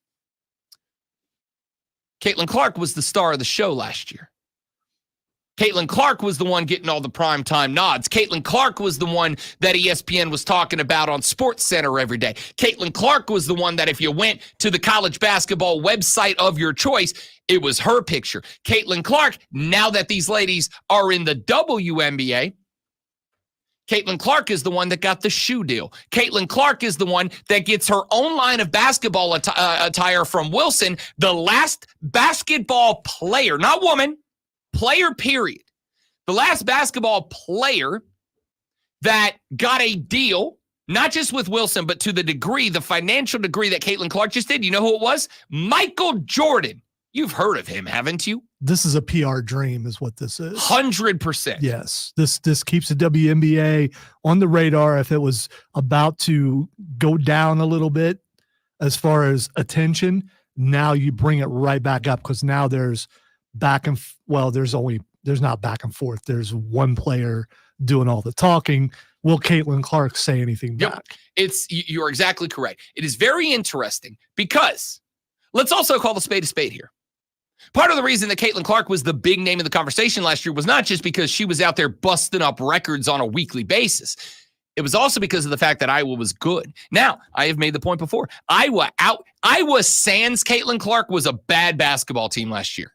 They weren't good without Caitlin Clark. But Caitlin Clark was so dominant that she took a team that otherwise, I don't even know if they make the tournament, but if they do, they're going in as like a 15 seed. Caitlin Clark dragged them to a Final Four appearance. Caitlin Clark dragged them to a finals appearance. Caitlin Clark made them what they are. But when she gets to the NBA, Caitlin Clark's 0-5 now. 0-5 now. She hasn't won. And at some point, the attention of a great athlete is overshadowed by the fact that the team is real bad. And now she's projected back to the top because Angel Reese has made her a talking point again. But here's my question. Does it do a disservice to the WNBA by having one athlete try to tear down another athlete when they are at their height, where these two athletes are two of the reasons the WNBA is reaching the highest ranks of gate, of ticket, and of television eyes of all time? Does it do a disservice, or does it make it more interesting? Is it something that makes you want to tune in more? Could this actually spike even though it is one player tearing down another? It's an interesting conversation, I think, and we may get back into it later in the radio show. Back after this on the Rob Brown Show on the Fan Upstate.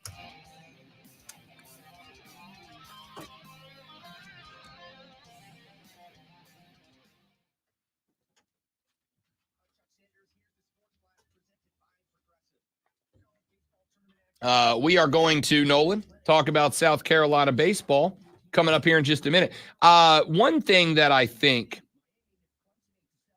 needs to be remembered during the college baseball postseason is that baseball is a weird sport, man.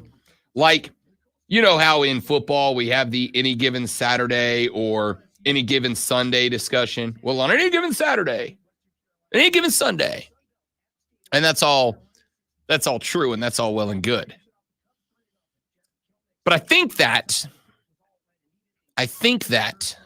one thing in baseball is that is true of any day of the week, right? We have seen the Colorado Rockies not just beat good teams, but earlier in the season, the Rockies, the worst team in baseball, I think they swept Texas.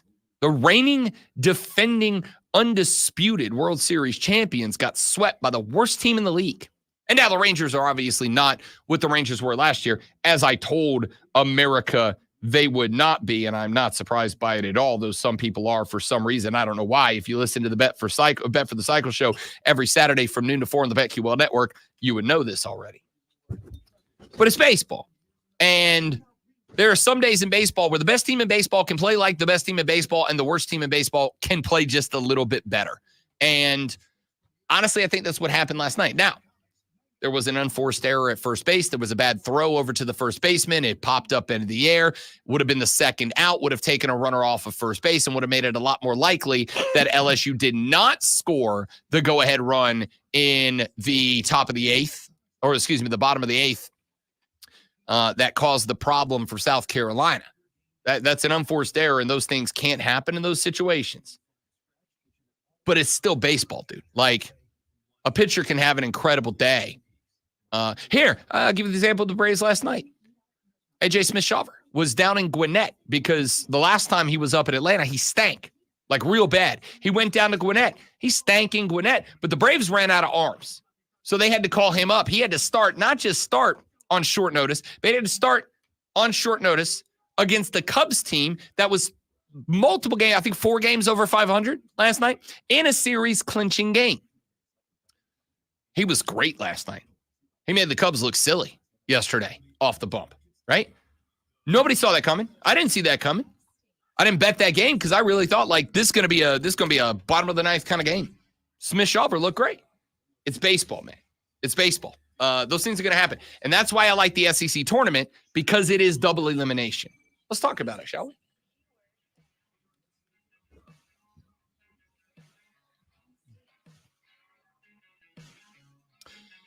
Nolan jumped into the stream chat, which you can join us at facebook.com/thefanupstate, twitter.com/thefanupstate, the Fan Upstate, or the Rob Brown Show on YouTube and the Rob Brown Show on Twitch.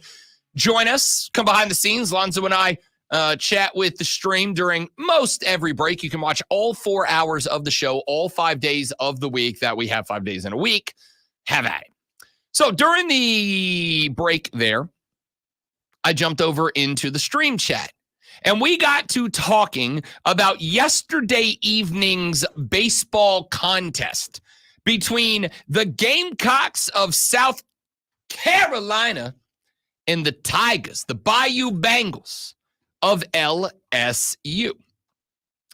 11-10 is the winner for South Carolina. Is the losing score for South Carolina. They drop one yesterday to the Bayou Bengals in the bottom of the eighth.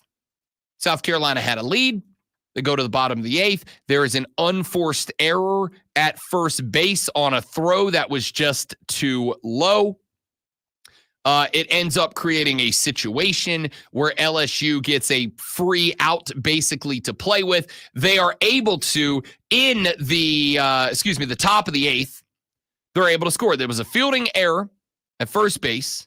Pearson reached. Jones advanced to third. Former Gamecock Michael Braswell III scored. That brought LSU to within a 1-run game, 9-10. Milazzo scored for LSU. That's an unearned run. And just like that, we got ourselves a 9-10 game. Milazzo then flied out, in the next at-bat, Milazzo would fly out, but Brown advanced to third, and Klink scored. That made it 10-10. And then you had a single down the line. That was an RBI. Brown scored after that. It's 11-10 LSU.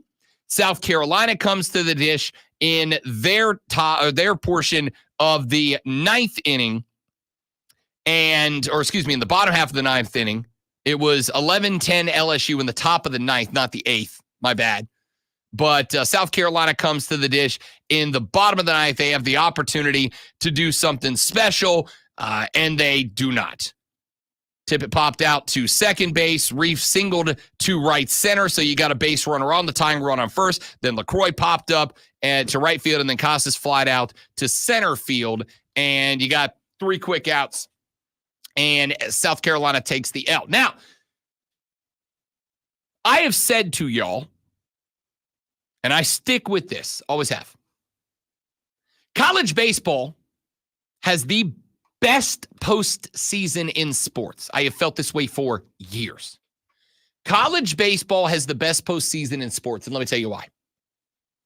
It starts with some, are you listening, Atlantic Coast Conference? Some of the conference tournaments.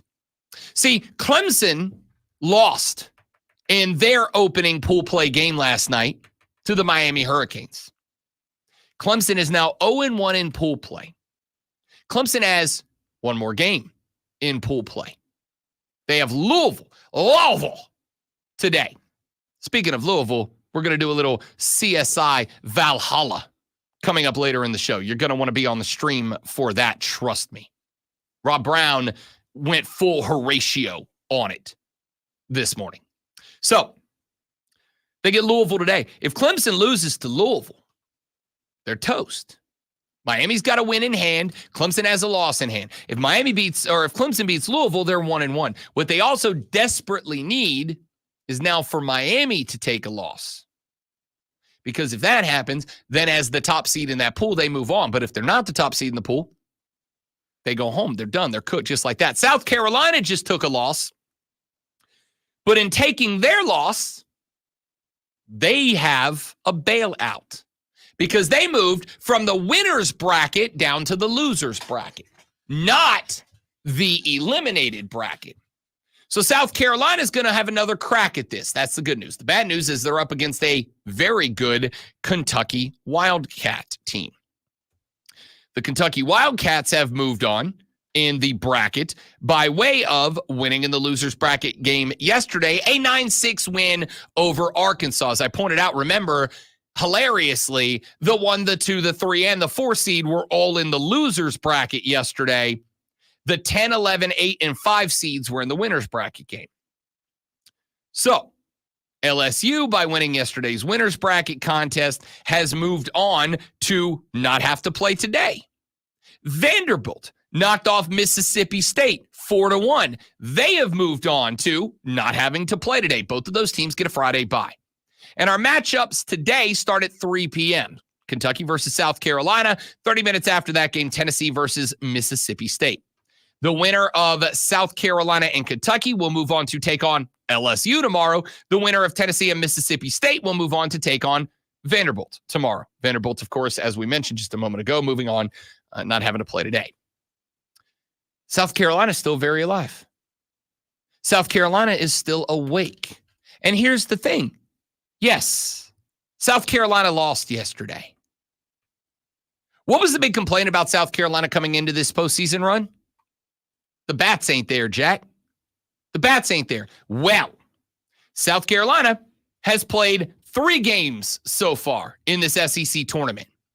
They played an opening frame game, a single elimination game against the University of Alabama. They scored 10 runs in that game. In game number 2, they took on Arkansas. You will keep in mind that Arkansas was the number 2 seed in this SEC tournament and a favorite to host a regional and super regional out of the SEC. They've been ranked inside the top 5, top 7 pretty much all year long. What did South Carolina do against one of the best pitching staffs? A pitching staff, by the way, they got to throw their ace. And a pitching staff that was rested, a defense and a lineup that was rested because they didn't have to play on D1.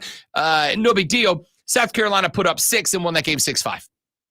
Great showing. Then they go up against LSU in game 3. 3 games deep in Hoover, Alabama. And what did the Yardcocks do in that game? They put up 10 against a good LSU defense. 10. A 10 spot.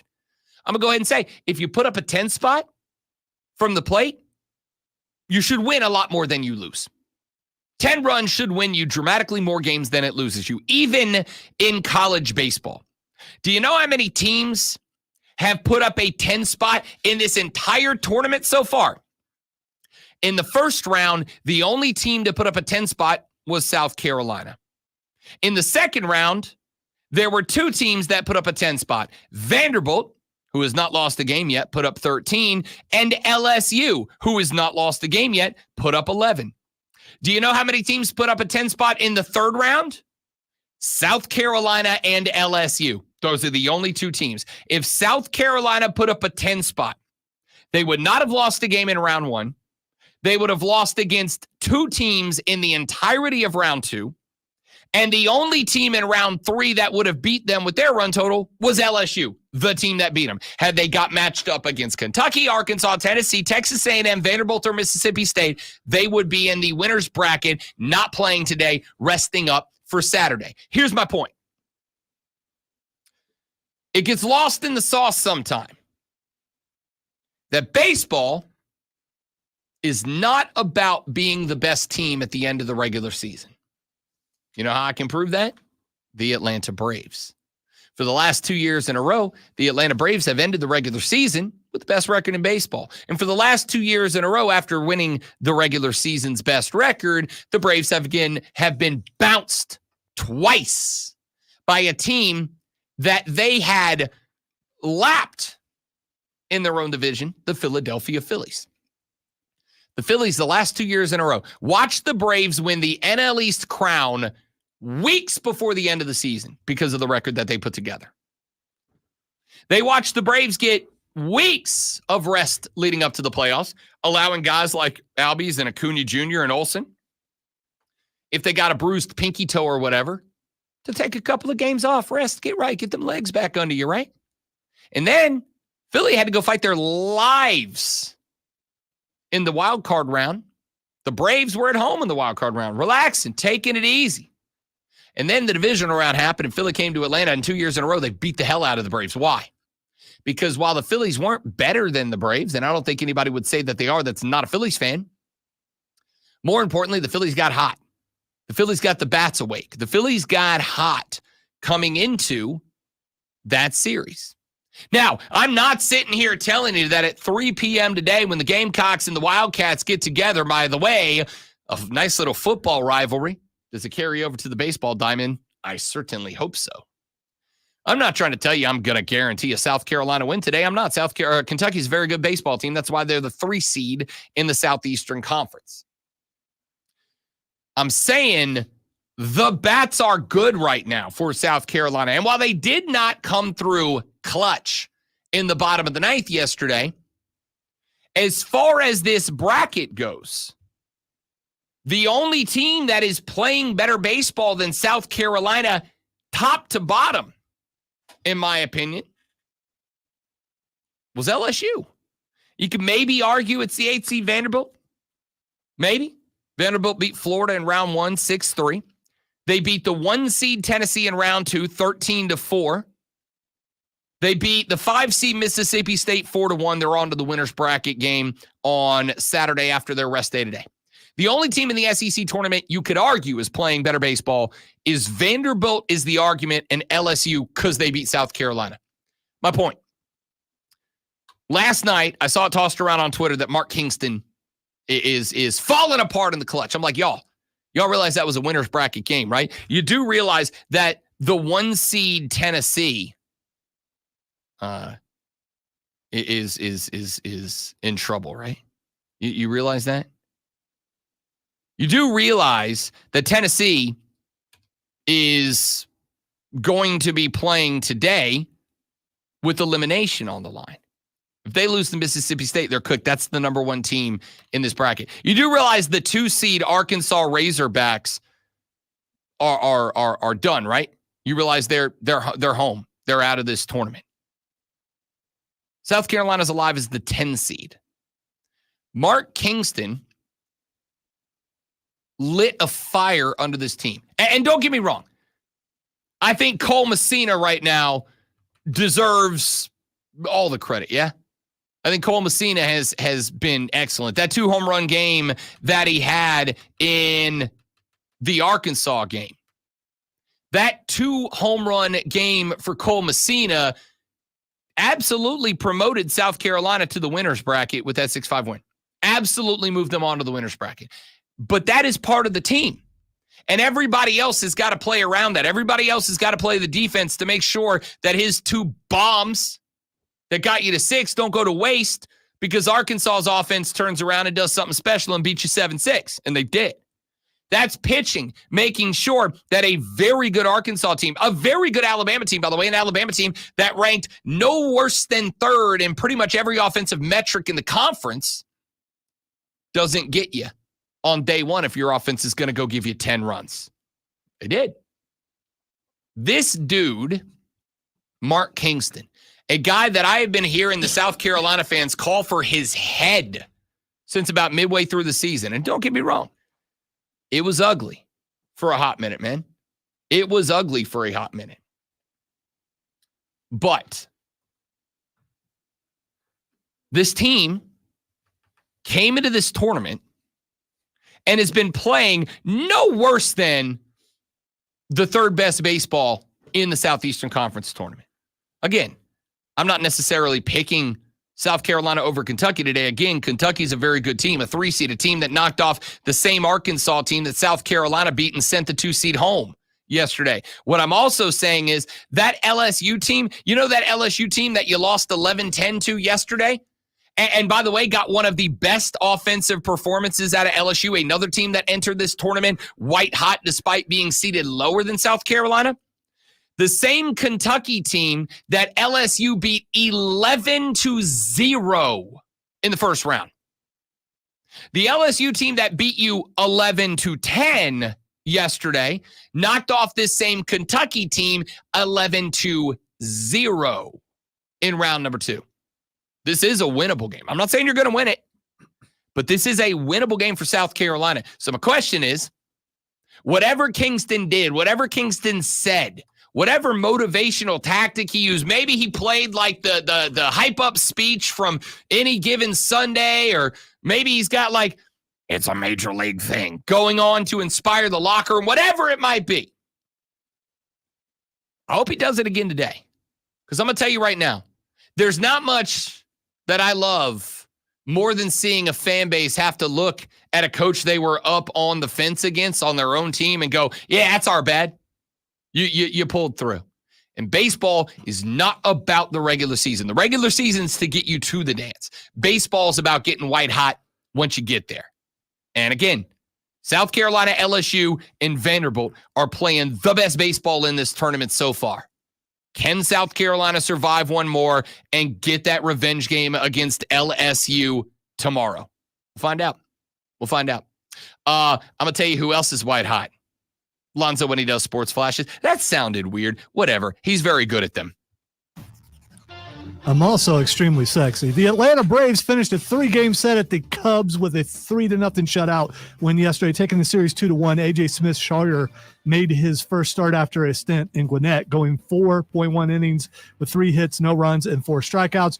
Jarred Kelenic hit a solo shot in the 5th, while Ozzie Albies and Marcell Ozuna both recorded RBIs in the 8th to seal the win. Atlanta finishes the season series 4-2 against the Cubs. The Edmonton Oilers took game 1 on the road with a 3-2 double overtime win against Dallas. The Stars scored with less than 4 minutes left in the third to send the game to OT after trailing 2-0 in the second. But just half a minute into the second OT, Connor McDavid sent an Evan Bouchard cross into the top corner for the win. Make sure you tune in this afternoon from 3 to 7 p.m. for our brand new local show, Wire to Wire. Cole Bryson and Diesel get you up to date on the latest local and national sports news. Great guests, great debate, and a whole lot of fun. And it's all Wire to Wire.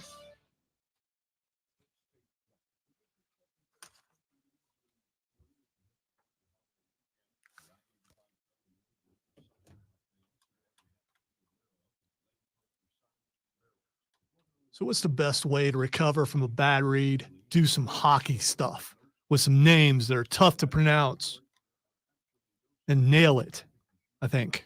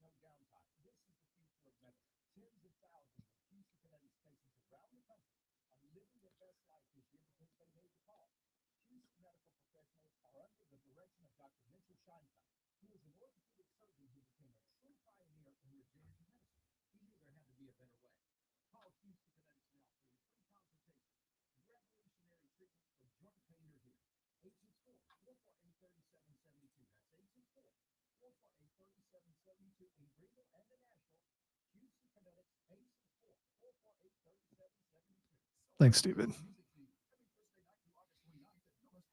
By the way, William, the bird was back today. It's been back every single day. She was out there for just a little bit. So if you see me wave, I'm waving at the bird.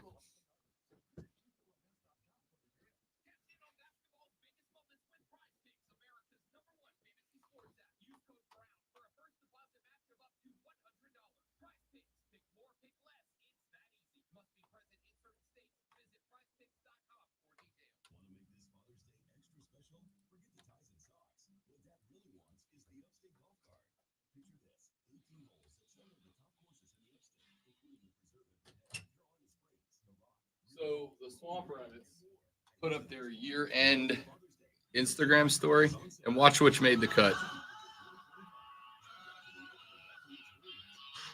Wait for it. Yes, I was going to say, please beat a chair shot. Straight up. Way to sell it, though. Oh, dude, I went down hard. Good job. You want to hear what's funny? Wasn't exactly a hard-looking chair shot, but you sold it like it was. So I mean, Sold it like a champ, dude. Went down face first. Stomper tried to pin me while I was face down. He went full Alicia Fox on me, right? And so I'm like laying on the ground and I have to turn my head. And I went full professional wrestler because his head's here. And I'm like, you got to roll me over for the pin. And he did. He grabbed me by the arm, flipped me over, raised the leg and everything for a 3 count. I was like, I still got it. Way to call the match. Oh, yeah, man. And your partner there. Calling spots while I'm getting rocked. Right. Forgot my drink here.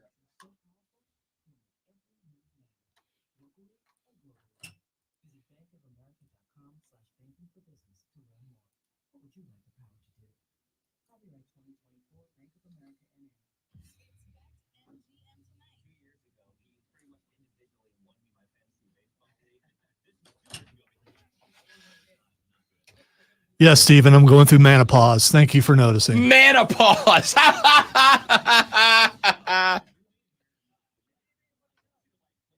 Read of the week. That's what champs do, Rob. You know, you rise up after a bad performance and do what you were put on earth to do and stuff. I watched a great deal of Mark Henry on with The Undertaker. Yesterday. Was it as good as the clip? clip? Oh yeah, everything is good. I love it. They're talking about Owen Hart and how he would be a megastar today with all the stuff that he did to everyone backstage and stuff. And it was great. I was searching for the Canada thing, so I'm watching the entire thing trying to get there. It's like a 2-hour podcast. You know, we talked to Mark Henry here on this fine program. So sure did. Made the dirt sheets, baby. I was fuming till. Oh, I get it, bro. It hurt me for you. If I was a Gamecock fan, I'd have been flipping my TV yesterday.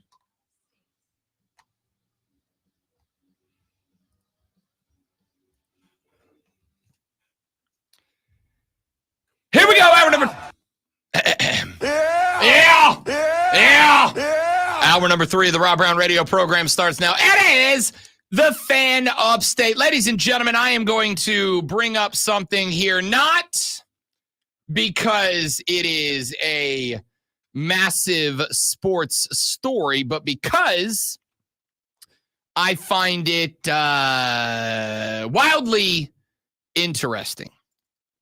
And I think it is an important discussion to have. I think it is a discussion that frankly means a lot. I think it means a lot in terms of what happened last Friday, but I also think it means a lot in terms of an important national conversation that has been ongoing for some time. And I will acknowledge now that while we are all about the power of positivity here on a Friday on the Rob Brown Show in the Fan Upstate, and we will get to it because coming up in the next segment, I'd like to get back to handing out some Ernies. We have decided to hand out some Ernies. Ernies are being handed out today to sports figures who are impossible to dislike.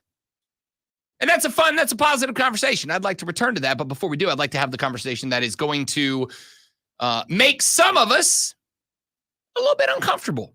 But that's okay. I think uncomfortable means you're being challenged. I think if you are in a comfort zone, I've said this before on the show, I think if you're in a comfort zone, you can't grow. It is impossible to get better in a comfort zone. I think you have to be uncomfortable to grow, to evolve, to be better. I think you have to be out of a comfort zone. So I think that for this conversation, it may very well put some of us in a zone of discomfort, so to speak. But I want to do it anyway. So, last Friday, before the second round of the PGA Championship in Valhalla Golf Club, just outside of Louisville, Kentucky, world number one golfer and odds-on favorite to win the PGA Championship, Scottie Scheffler, you will remember, was placed under arrest. It was a great one.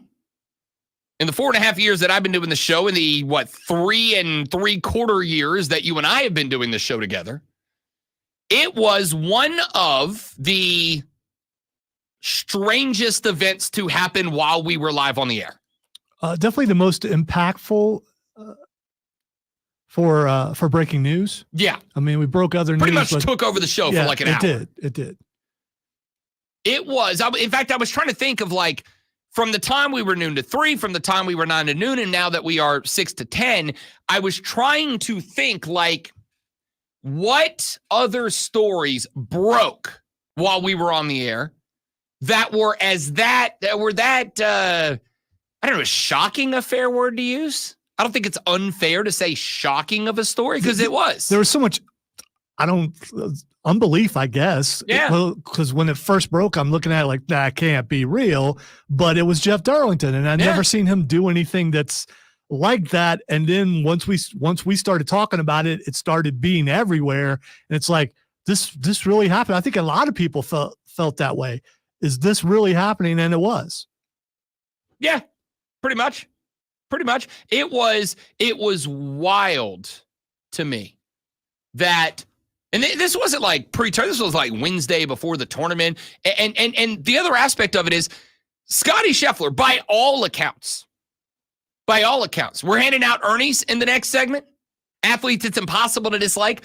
Scottie Scheffler gets one. And I'm going to tell you why he gets one coming up here in just a minute as part of this segment. And then we'll translate into the next segment when we hand out some Ernie's. Scottie Scheffler pretty much galvanized an entire fan base of people before we even knew what happened. Because Scottie Scheffler is, by all accounts, by every other golfer, by every media member, all of them rushing to talk about Scottie Scheffler on Friday morning. And it didn't feel like it was oh, this is a trending story. Let me pop my name into the discussion. It really felt like these were a bunch of people going, nah, not Scottie Scheffler. That's too good of a guy. And I talked about the fact that one of the reasons I love Scottie Scheffler as a golfer and as a bro is because he's the most boring dude in the game. He's boring. You never see emotion out of Scottie Scheffler. He's not a big fist pump guy when he knocks down an 8-foot birdie putt. He's not a big spike the club in the ground when he shanks one off to the left like I do. It's just he looks like a guy that just puts the club in the bag and moves on to the next shot. He wins the Masters and he barely reacts to it. But here's the thing. That's the ideal golfer. That is the ideal golfer. And I love that about the guy. But then again, off the course, by all accounts, Jay Busby, friend of the show, national golf writer for Yahoo Sports, was tweeting this whole time. He's like, that's not Scottie Scheffler. This is the kindest, most compassionate, most gentle, most respectful, most abiding dude I've ever covered on a golf course. And so it was just very weird. And then after all of this went down, after all of this happened, the police came out with the story. The Louisville Metro Police Department came out with the story that Scottie Scheffler ignored the first command to stop the vehicle and began pushing through where the police were, ignoring their commands to stop, and he dragged a police officer, according to the official police report, 10 to 15 feet to the point that the cop's pants were torn beyond repair, and he had to be sent to the hospital with mild injuries. And that was the official police department statement. And I came on Monday, and I said, I'm going to get myself in trouble here, but I don't believe it. I'm not saying they're wrong. I'm just saying I don't believe that they're right. It was that ultimate illustration of saying that I don't believe you is not the same as saying you're lying. Those are different entities. I can say I do not believe the police report without saying I think they're lying. However, I had some question marks. And there was a whole nother story that this police department had been involved with in the past where they got kind of caught lying. And it was like a national conversation. So I was like, you already have a bad reputation, and now this. So I said, you know what? I'm going to jump on the bandwagon of let's see the body cam footage, because I knew, based on that other story, that the Louisville Metro Police Department has it in their protocols that officers wear body cams, and any time that they become engaged in an altercation or an incident with a member of the public, they are obligated by their own department guidelines to turn their body camera on immediately so that the entire altercation is filmed. So I said, yeah, they got to have body cam footage. Let's watch the body cam footage. And then wouldn't you know it, a couple days later, we found out body cam never got turned on. Now, the LMPD came out and they said, we've already admonished this officer. There's already been disciplinary corrective procedure placed into play. Didn't say what it was, but they already put it into play. I went, all right. For the record, I still want to see what happened, right? Still want to see what happened. Well, it turned out that from somewhere across the street, from the incident which took place literally at the gate of Valhalla Golf Club, it turns out there was a camera. Turns out there was a camera that recorded the entire altercation. Turns out there was a camera that watched from before Scotty Scheffler's PGA Tour marked SUV arrived at the gate all the way through the moment where Scotty Scheffler was placed into cuffs and walked back across the street. And in this video, you can see the officer who stopped him. You can see the car. You can see the incident. You can see Jeff Darlington in this video following the cops as they walk Scotty Scheffler across the street. And you can see, parked across the street, those two white non-marked police cars that Scotty Scheffler was placed into. Well, the camera scene that was shown shows like a big wide angle. You can see the cars, which you'll remember are like way across the street. Remember how far they walked Scotty Scheffler in front of everybody and how far Darlington tailed Scotty Scheffler over to the cop cars? It shows the whole thing. And up in the, like a tiny little, like 1/8 of the screen is where the incident took place. Well, I did us all a favor. If you'd like to come to the stream right now at facebook.com/thefanupstate, twitter.com/thefanupstate, The Fan Upstate on YouTube, The Rob Brown Show on YouTube, or The Rob Brown Show on Twitch. Rob Brown, oh wait, you got to get ready. Got to get the yeah ready. Rob Brown this morning did a little CSI Valhalla. It's an exclusive club.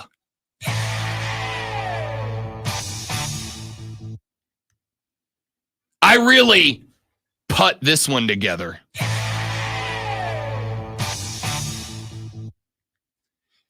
To look into this takes massive golf balls.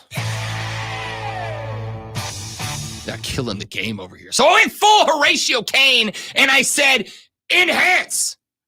Enhance. And I took the footage and I decided, you know what? I'm going to cut out everything that's meaningless. I'm going to cut out the tour buses. I'm going to cut out the two white marked cars. I'm going to cut out all the traffic. I just want to zoom in on the incident that happened. Enhance, computer. And I did. And I got zoomed in. And now on the stream, I'm actually going to show you the video. And I cut out all the distracting things and I just zoomed in on the incident. And I'd like you to take a look at it with me.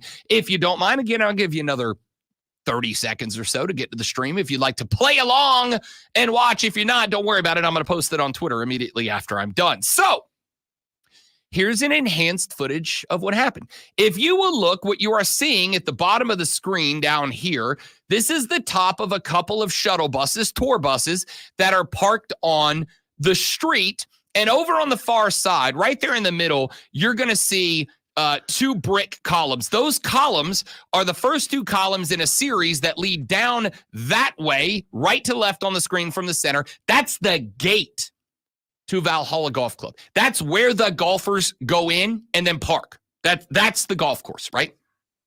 And you'll remember that Scotty Scheffler, along with every other PGA Tour golfer, was sent a message that morning that said, listen, we're shutting it down because we had that accident unrelated to this. We shut it down because we had an accident. However, the golfers are allowed to come to the course. We're not going to allow spectators on. We're not going to allow staff on. We will allow the golfers to come through. So Scotty Scheffler thought he was cleared. And in the video, which I'm going to play for you now, what you're going to see, which I'm going to play for you now. Come on, video. Don't do this to me now. Are you kidding me? All right. In the video, which is, I swear to you, it's going to play at some point. You'll see this. I guess I get to just scrub it along. Scotty Scheffler's PGA Tour marked SUV makes its way onto the screen from right to left. And then what you see is the arresting officer who, to start, if you're watching the stream, he's right there. You can really only see his head sticking up above the top of the 2 tour buses. Appears to be a large man.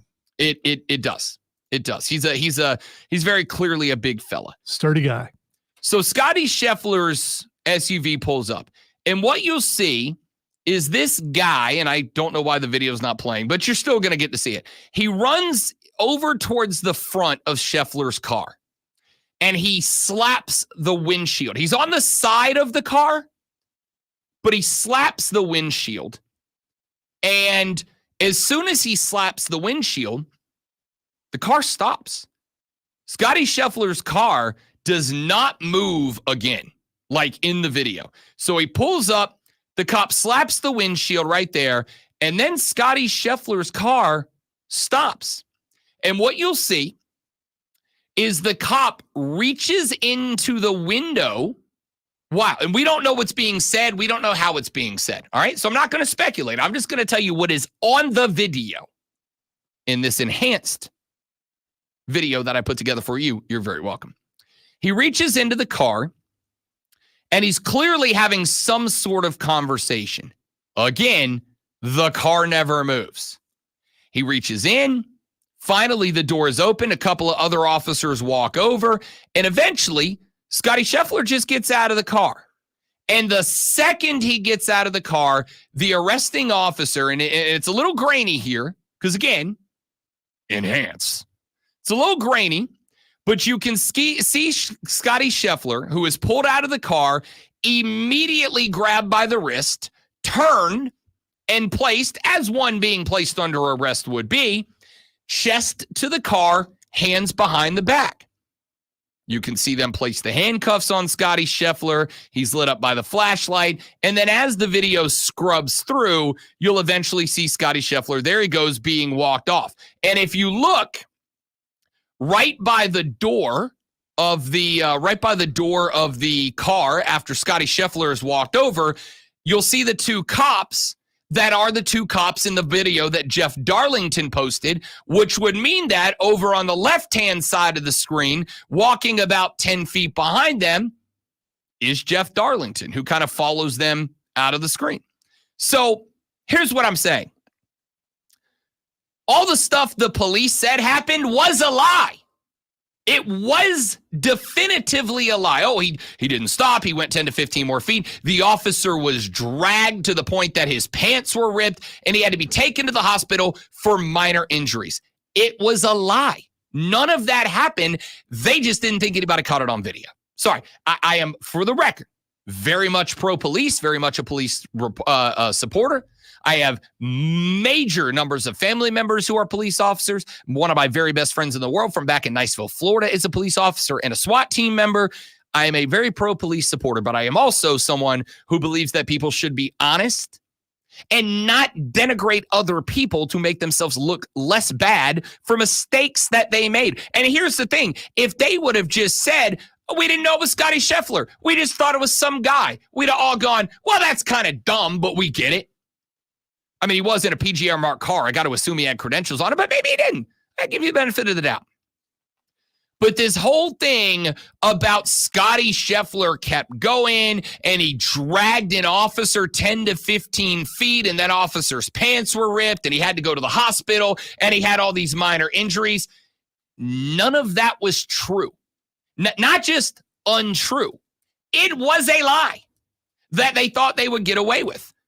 And again, does this really have anything to do with sports? I mean, kind of. Because I'm going to go ahead and say, while Scotty Scheffler came out this day, and while Scotty Scheffler ultimately came out this day and shot a 5 under, and while he ultimately came out that day and had a pretty spectacular round of golf, you're not going to tell me that somebody who has never been arrested in his life, who is then taken out of a car, placed into handcuffs, walked by multiple officers, placed into the back of a cop car, driven to jail away from where he's supposed to be, booked into the jail, placed into an orange suit, has a mugshot taken. That mugshot begins circulating the internet, has to be raced from the jail back to the golf course, then has to pretend like everything's normal and go play around a golf. And oh, by the way, the whole time he's doing that, there were already people on the course wearing T-shirts with his mugshot on it, yelling "Free Scotty" every time he played golf.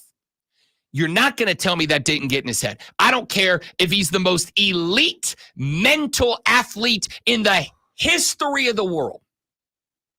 If he's never been to jail before, he's going to be nervous as hell. It's going to rattle him a little bit, and he said it did. I was in a bar about 2.5 years ago where there was a major fight that broke out on the dance floor. I had nothing to do with it. I was nowhere close to it. But because I was close enough to have witnessed it, and because the fiance pulled me out of trying to stop it, because the bar we're at has a bit of a reputation, the cops wanted to talk to me afterwards. I had nothing to do with it. I was going to jail. I was like, oh man, but what goes down? Are they going to want me to go down to the cop station and file a report and blah, blah, blah? I was very apprehensive. I was not getting arrested, placed into cuffs, dragged in front of the public across the street, placed into a cop car and driven to jail.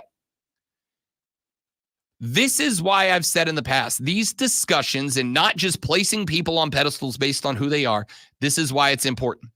These police officers took a guy, told the world that this guy violated the orders of a police officer and then quite literally placed his life in danger. And it turned out it was a lie, start to finish, top to bottom. I'm going to tell you right now, Scotty Scheffler didn't win the PGA Championship. If he wants it, he'll win more money from this lawsuit than he would have won by winning that tournament. Because not just from what happened. Because again, I think it could have been excused. I think if the cops would have just been honest and been like, hey, we didn't know who he was. We got told don't let anybody through. We were following what we were told, and this is all a mistake. I think it could have been chalked up to a miscommunication. But when you bold-face, straight up, 100% lie about it and accuse this guy of endangering the life of a police officer, which is what you accused him of, I kind of got a problem with that. I kind of have a huge problem with that. And again, if you're not watching on the stream right now, well, unfortunately, the video won't play. I'm scrubbing through what happened. You can go find it. I'm going to post it on Twitter right after the show is over. The reality of the situation is they lied, and Scotty got put on blast for a hot minute because of it. So anyway, I found it interesting. Maybe you do, maybe you don't. I don't know, but I wanted to share it with you. All right, we're going to take a break. When we come back to the power of positivity, we hand out some Ernies. Ernies go to an athlete that it's impossible to dislike. I'm putting Scotty Scheffler on that list. Who are you adding to that list? We'll find out when we come back on the Rob Brown Show and the Fan Upstate.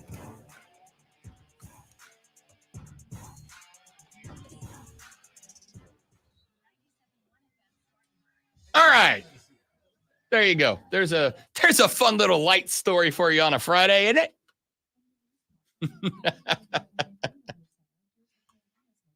All right, guys, let me step away for 45 seconds. I'll come back. We'll get back into that and get set up for some Ernies. Drop the athlete that it is impossible for you to dislike. And I'll say you to dislike, not like nationally. I'll say the athlete that's possible for you to dislike into the chat. We'll address them when we come back.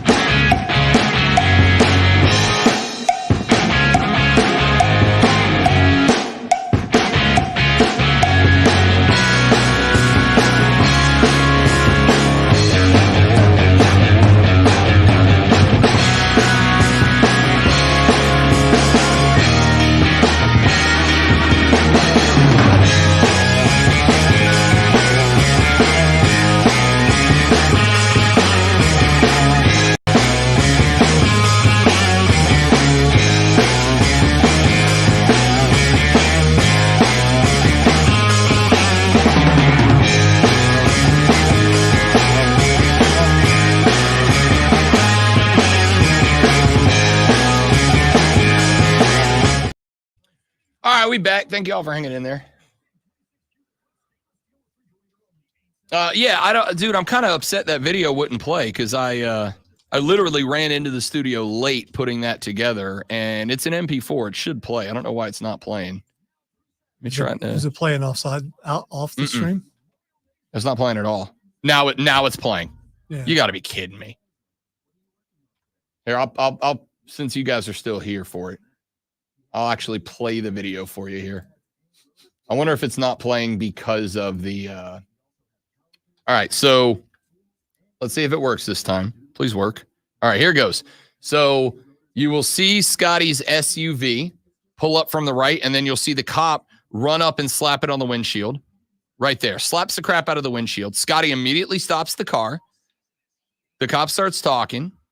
He reaches into the window, or at least he holds his hand up to the window, puts his hand on the door handle. Scotty's talking to him.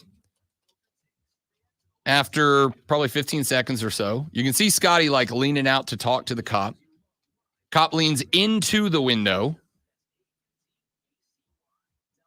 He's got the flashlight out on him, which is, again, that's standard police protocol. It's dark. You put the flashlight out so you can see what's happening. They open the door. This all takes place over the span of a minute and a half. Scotty gets out. There he's out. He's out. They immediately push him chest first into the window of the car, which is, again, standard operating procedure when you're arresting someone. The cuffs are now on.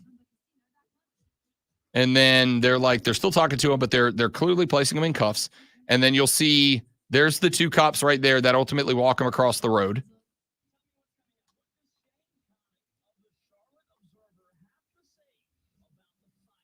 This is, I'm assuming, probably going through his pockets, making sure he's got nothing on him that's dangerous to the police. Again, SOP. I'm not a cop, but I've been on a handful of ride-alongs and watched arrest in person repeatedly. Pretty standard. Darn QuickTime Player. That's exactly. It's Windows Media Player, and it screwed me there.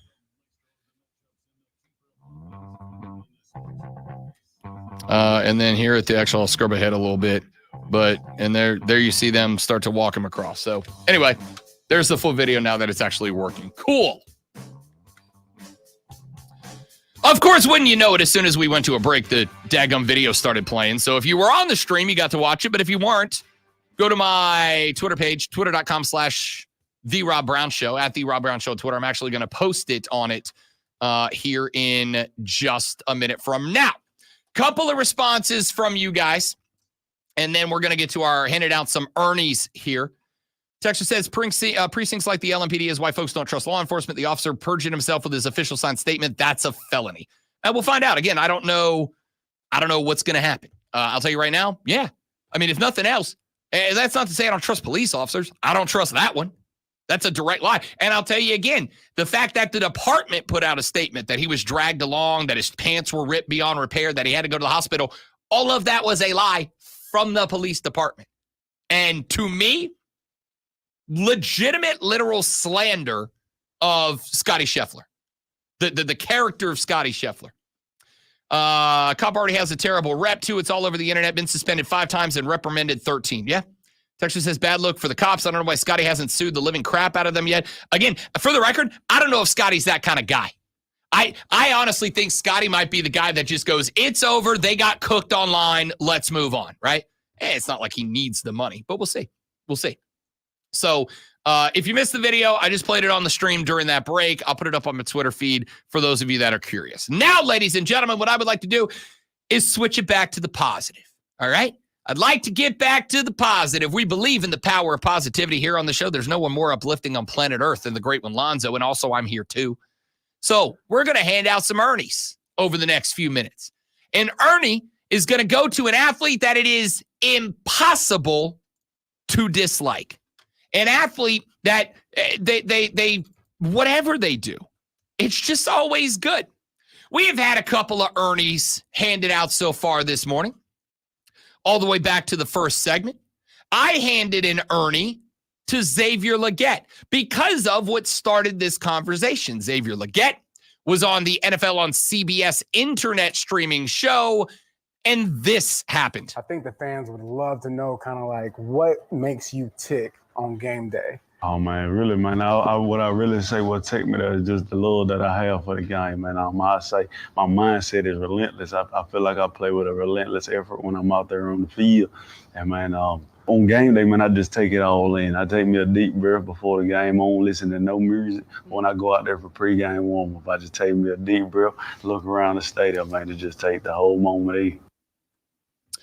If you typed that entire transcript out, Lonzo, you'd press the space bar 2 times. I love this cat. I love this cat because he's genuine. He's sincere. Like, is there a pigment chunk within you? Is there an atom in your body that for a second believes there is any insincerity to that guy? No. Not a nucleus in me that believes that there's a drop of insincerity in Xavier Legette. He is one of those guys who, when he speaks, you smile. It just because you can feel the warmth and the happiness when he speaks. That'll be great, man. I love this kid, right? Not a drop of insincerity to him. I love him. The other guy the new guy that's earned his way to an Ernie is Keon Coleman, wide receiver for the Bills. All right, we've talked about why. They bring him in front of a room full of all his new bosses. People that are relying on him, people that are believing in him. Remember, he's got to replace Stephon Diggs. They are believing he is going to be the man that takes Josh Allen back to the playoffs as a quarterback. He rolls up in there. They say, hey, what do you like to do? Like, what's your thing away from football? And he goes, golf. And they said, golf, are you any good? And he said, I'm Tiger Wish he could, not Tiger Woods. A line that Tiger Woods has been golfing for 118 years. I've never heard anybody say, and I loved it. Keon Coleman is the dude that had a child send him 2 friendship bracelets just in the mail. Just mailed them to Keon Coleman. Keon Coleman wore them to the rookie debut the other day. All the rookies, all the first-round rookies got together, and they were all dressed out in their new team uniforms and their pads, and they all took their intro pictures that are going to be their headshots this year, and they all showed off what they look like in their uniform. Keon said nothing about it, but when his rookie pics came out, he was wearing both of those friendship bracelets that some kid sent him. It just little like elementary school like beaded bracelets. He rocked them on rookie day. It's incredible. I love this kid. By the way, I sent you something earlier of him doing a blind taste test on candy. I haven't had a chance to listen to it. I almost want to play it blind. I'm not going to. I'll watch it first. Well, we can. But I always want to play. We blind. can test the dump button. I mean, you know. You want to do it? Let's do it. I'm all in for it. I'm all in for it. Let me cue this up. This is Keon Coleman literally doing a blind candy taste test at Rookie Premiere Day. It is full uni. They said, let's have some fun, and here's what he did. I eat candy for a living. I know what it is. Okay, then let's see. Let's put it to the test. It's like sleeping with them cold things on your eyes. Let's get it. This hurt my eyes. Oh, that's the point to keep them closed, huh? No, you have to guess the flavor. What? I think it's red. It was yellow. I think Skittles all taste the same. That's green. Orange. I don't know that. So, I'm guessing it's purple off the rip, but I feel that's it's purple. Yes, it is purple. All right. Next one. It's green. Red. I'm trash. It's green. It gotta be. You got it. Ding, ding, ding. I'm sorry. I eat. I love this dude. That's fun, man. By the way, we've done the same taste test on Upstate Pulse because Chris Evans says he could taste every Skittle, and I said all Skittles taste the same. Yeah, the same thing that Keon Yep. Coleman did. Chris Evans got everyone right because he's stinking Chris. There's Evans. 2 groups of people. Yeah. There's people to whom every Skittle tastes different, and I'm in Team you and Keon Coleman. Every Skittle tastes the same. All right. I like at this point, I believe it's like there's something genetically that wires your palate for Skittles specifically. But I love these guys, right? And so it got us into a conversation of what athletes can do no wrong. What athletes are impossible to dislike. Alan Burden just hit me up on Twitter. He said, at the Rob Brown Show, the athlete it's impossible to dislike for me is and always will be Dale Murphy. Dale Murphy's a great pick. Dale Murphy's a great pick. Dale Murphy's been around forever. I have heard all the stories about Dale Murphy. I have never heard a negative story about Dale Murphy. Never. And in this business, ordinarily, I get the negative stories about people. I get him. Inevitably, somebody comes up and goes, hey, I had an interaction with that guy and it kind of sucked. And usually, like, I'll forgive a story because everybody has a bad day. Even me and Lonzo, we have a bad day like once every 2-3 years. We have one bad day. All right. And sometimes the mood can be a little bit sour, just a little bit sour. And then we come in the next day and we're like, nope, that's the wrong clip. Where's my clip? Where's my clip? This was on me. My bad. Because we believe in the power of positivity. So Dale Murphy's one of those cats, never heard a bad word about him. Also, this morning, nominated for an Ernie, a player that it is impossible to dislike, John Cena, caught an Ernie. And for the record, I will try to argue back, all right? That's my little game this morning. Give me who in your mind deserves an Ernie, an athlete that you just cannot dislike. Tell me who deserves an Ernie. And either I'm going to change that based on the comment we just got in the stream a moment ago. Either Lonzo or I will fight back if we think they do not deserve an Ernie. Here's a couple of the ones that we've got so far this morning. Derrick Henry was nominated for an Ernie earlier this day. I'm going to tell you right now, I got zero problems with Derrick Henry, King Henry, earning an Ernie. Why? Guy was great at Alabama, earned his PT, earned his RB time, went to Tennessee, quite literally put it all on the line for the Tennessee Titans until he was out of the contract, and then he respectfully bowed out of Tennessee. Love Derrick Henry. Never heard the guy complain. Never heard him. We got a nomination for Harrison Butker. Yeah, I'm going to go ahead and say you're going to get some pushback on the Harrison Butker Ernie. All right? I'm going to say you get some pushback. We got Scotty from BMW said Aaron Judge deserves an Ernie. I'm going to tell you right now, I don't have a problem with Aaron Judge catching an Ernie. The only reason Aaron Judge is disliked is because he's a Yankee.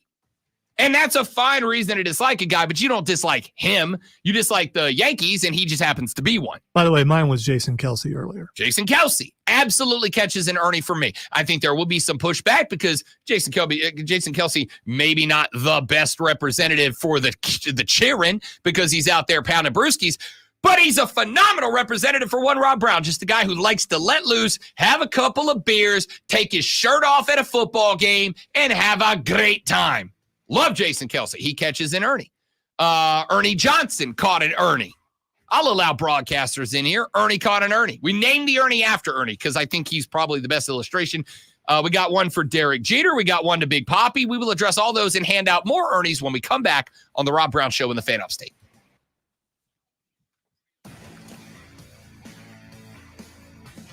Well, Wesley, yours is still my favorite. Air button. That's unfair.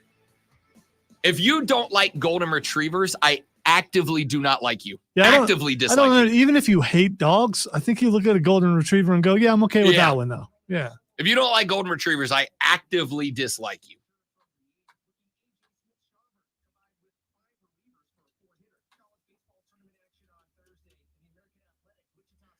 All right. So they put a new life in the next break, which is the last break, which we don't normally do in. But I'm not doing anything that might be looked upon me derogatorily. No, do it. That's fine. So it will be tricky. So we'll do so out like normal New Life Sports Flash? Yeah. Okay. You don't need to introduce Sports Flash. I'll just jump in with music as you finish your live. Okay. Unless you think you should. But I mean, a live is different than it's supposed to be separate in my mind from the show. Yeah. And yeah.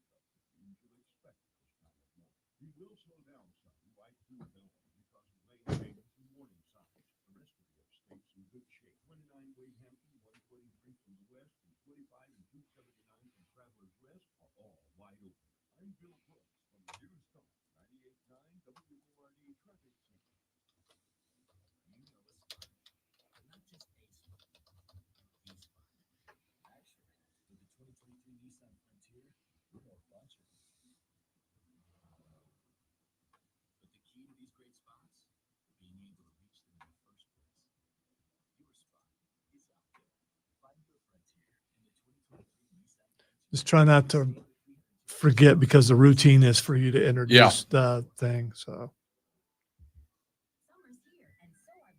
It'll be all right.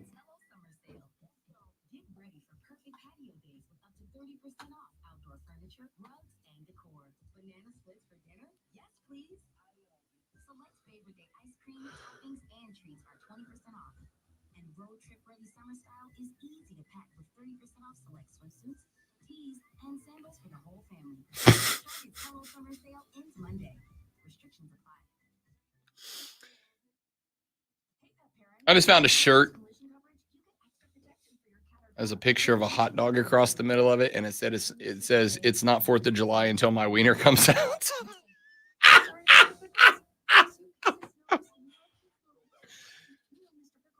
Yeah, wearing that. Buying that for the 4th. I can get away with wearing that on the stream, right? That's appropriate for work. Right? Right? on this station, yeah, I'm sure. Yeah, it's on this fine. station, it's fair.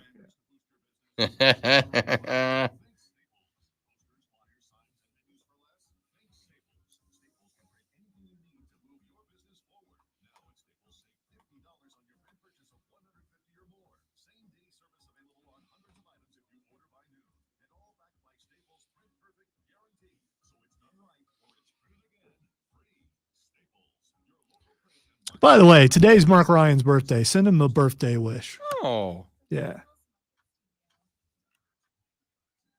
I'm sure he would appreciate it.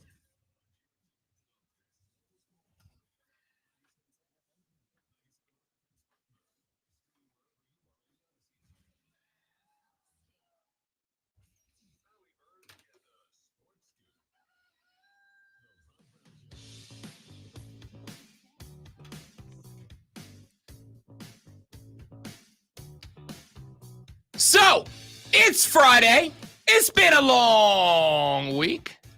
Still got another hour to talk about basketball, to talk about the NHL Stanley Cup playoffs, to talk a little college baseball conference tournaments, all coming up. But right now, I would like to continue to hand out some Ernies. We have named the Ernies after, of course, Ernie Johnson, mainly because he's come up twice on this show so far. The two times that he has come up on this show today are, number one, because Inside the NBA on TNT might be going away.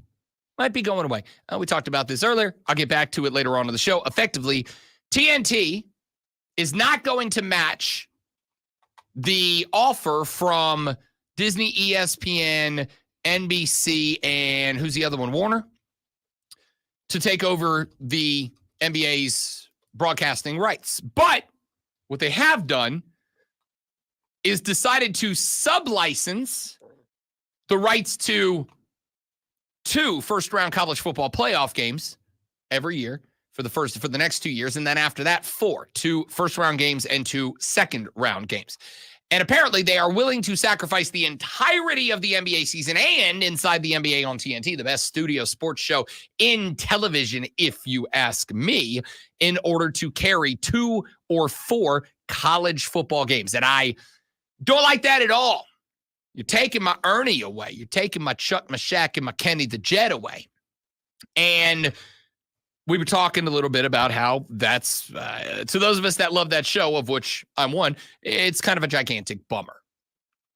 We also were talking about athletes that it is, frankly, impossible to dislike. Xavier Legette on that list for me. Keon Coleman on that list for me. And I asked you for yours. We have had nominations for Dale Murphy. We have had nominations for Marshawn Lynch. We have had nominations for, who else did we put on? Ernie obviously caught one, which is why we named the Ernies after him, because Ernie's beloved by everybody, right?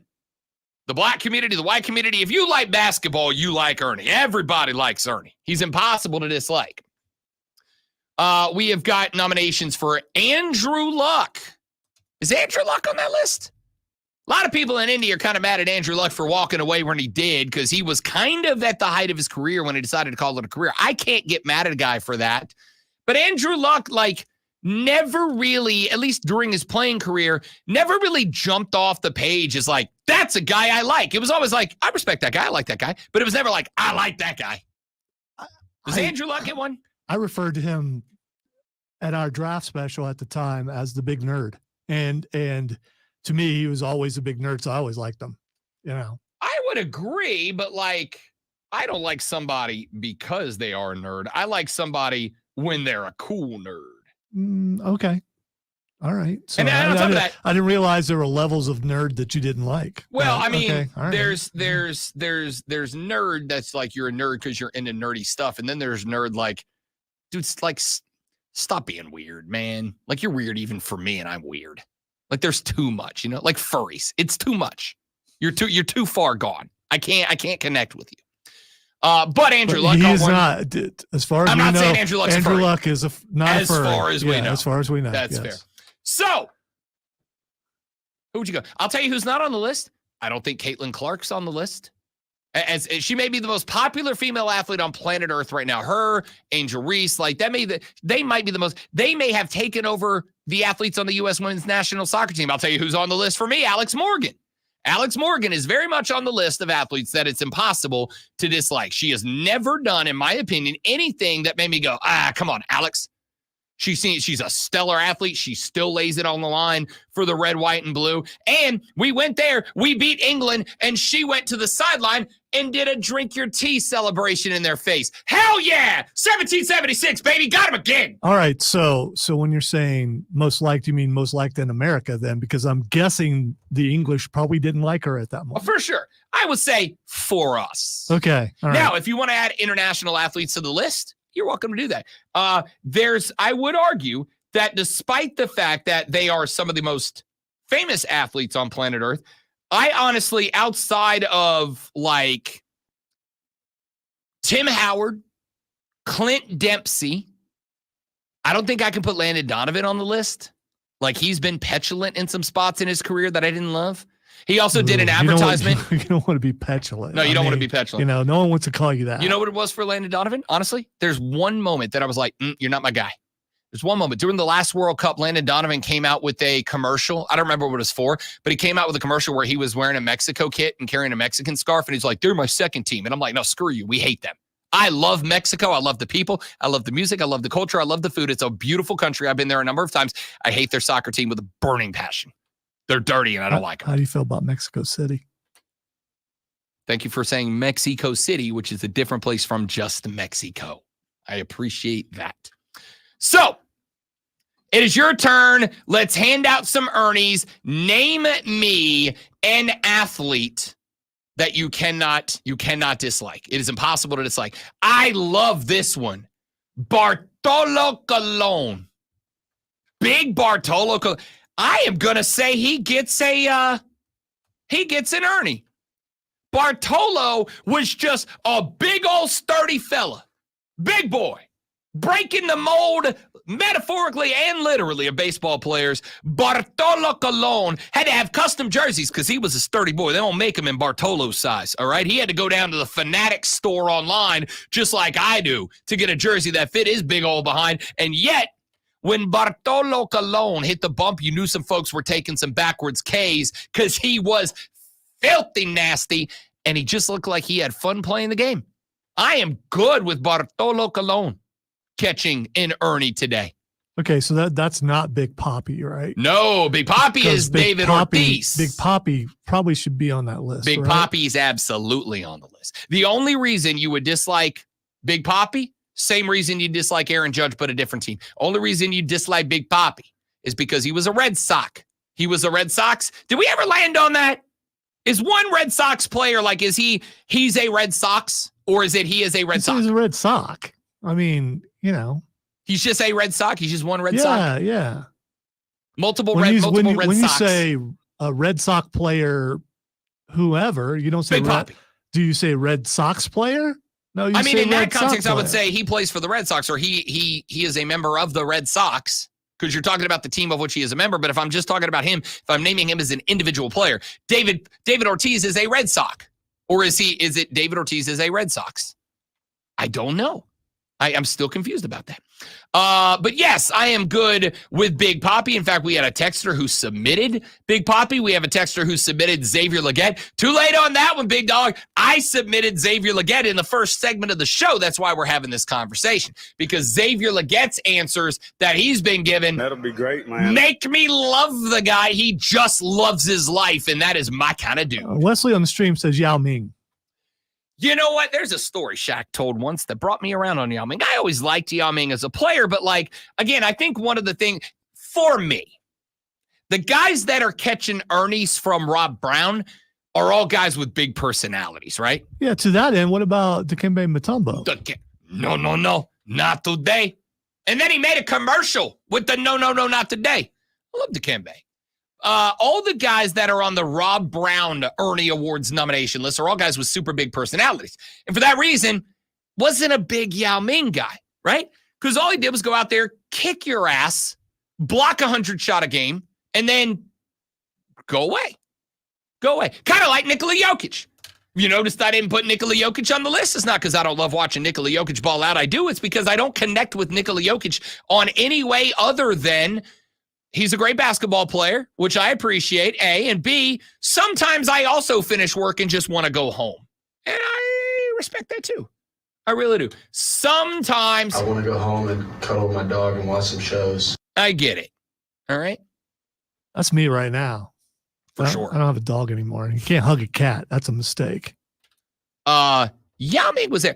There was a story. Shaq told a story a couple of years ago. He said, I played Yao Ming 100 times. And he said, every time I go out there, I play Yao Ming, and, I speak English. Yao Ming's Chinese. I didn't talk to him. He said, so we played each other against 100 times, never said a word to Yao Ming. He said, finally, one of the last times I played Yao Ming came over. I hit a shot over Yao Ming, and Yao Ming said, nice shot, Shaq. And he said, yo, dude, you speak English? And Yao Ming said, yeah. And he goes, why didn't I know that? And Yao Ming said, because you never talked to me. Like, what a great story. And I'm like, all right, so he does have some personality, just never really shined through. So I'm good with that. I'm good with that. William from Facebook is the one that nominated Bartolo Colon, by the way. It's a great nomination. I like that. How about this name? DJ Burns from NC State University. My big special baby boy. I love that cat. That cat earned an Ernie in what? 5 games this year. 5 games this year. 64, 32, 16, 8, or so 4 games. That dude earned an Ernie in 4 games this year because he was my big special boy and I loved him. 100% DJ Burns. By the way, DJ Burns came on social the other day, Zoe. He's dropped like 45 pounds and he is jacked now. They're like, yo, what happened? He's like, I wanted to get big. I wanted gains, dog. So we dropped like 40. He's been in the gym since the end of the tournament. He said he's been in the gym every day at 5 a.m. throwing heavy weights around. Mass respect for that, because I'm up at 5 a.m. and I'm not doing a damn thing but sitting over there in the Fortress of Nerditude and watching sports highlights. All right? I ain't getting up earlier than that to go to the gym. Respect you, DJ. Well done. So he catches one. Let's see. DJ Burns. Kyle Hendricks from the Cubbies. I actually like Kyle Hendricks. I'm not giving him an Ernie. He doesn't, does Kyle Hendricks stick out? Like, he's done a lot of good stuff. Obviously, if you're a Cubs fan, he's got one, because in Kyle Hendricks, I think he's the last guy from the 2016 World Series team, if I recall correctly. I think he's the last guy from that team that is still in Chicago. So I get why you like him. Wesley nominates Ernie Els. Ooh. What golfers make the list? Scotty Scheffler makes the list. I don't know if he would have made the list without the arrest from last Friday when it became Prison Mike from The Office, but he makes the list. Ernie Els, I don't have an issue with. There's a lot. Like, I think Greg Norman used to be on the list. I think with the Live Tour stuff, Greg Norman took himself off the list. I think there's a lot of reasons not to like Greg Norman now. Is Jack Nicklaus on the list? Is Jack Nicklaus catching Ernie in the world of golf? I'm biased because of where he's from, so I don't know, but I don't recall. I think he would. I don't recall anything bad about Jack Nicklaus or anyone going, yeah, Jack. Nah, I don't like that. Yeah, guy. I think the only people who dislike Jack Nicklaus are the new school Tiger Woods fans that are tired of hearing about how Jack was better than Tiger or more dominant than Tiger. And I don't think that's a reason to dislike a guy. So I think I can hand one to Jack. Is there anybody else from the world of golf? What about hockey? Are there any hockey dudes? Is Gretzky on that list? Does Wayne Gretzky? I've never heard a bad word about Gretz.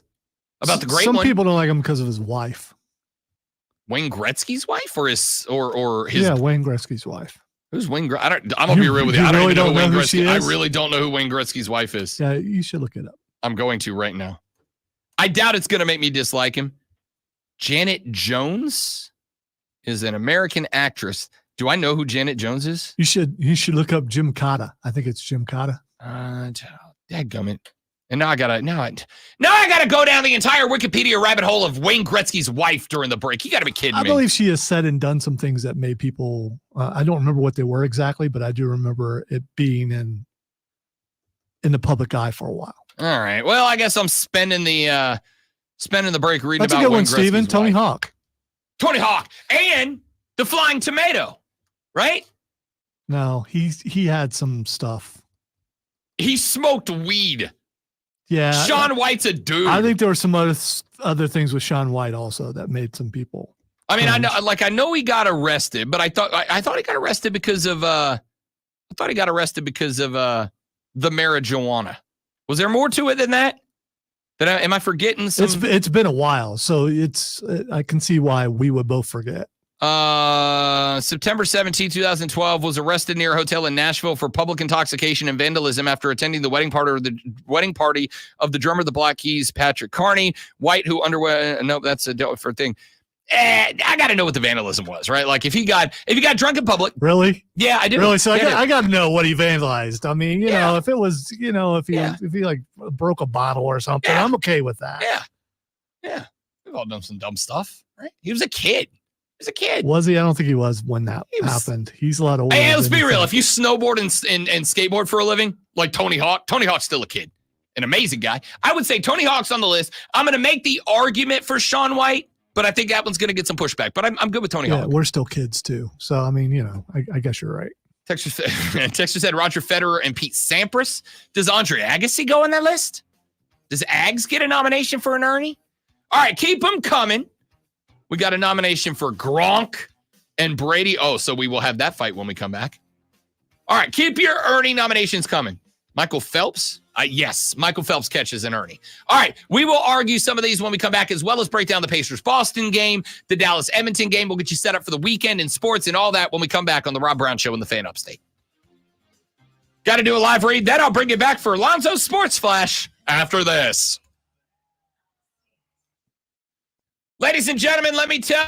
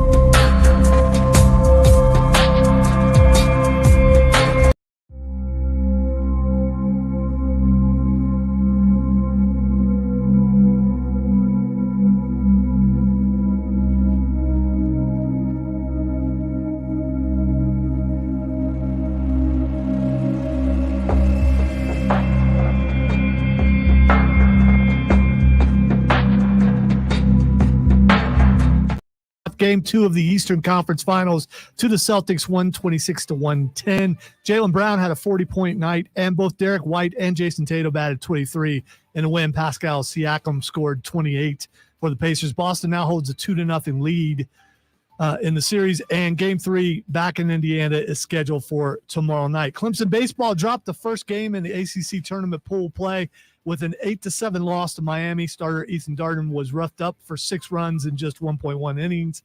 The Tigers pulled within 1 in the top of the 9th with a Jacob Hinderhider home run, but failed to record another hit in the inning. And make sure you tune in this afternoon from 3 to 7 for our brand new local show, Wire to Wire. Cole Bryson and Diesel, you know those guys, get you up to date on the latest local and national sports news. Great guests, great debate, and a whole lot of fun. And it's all Wire to Wire.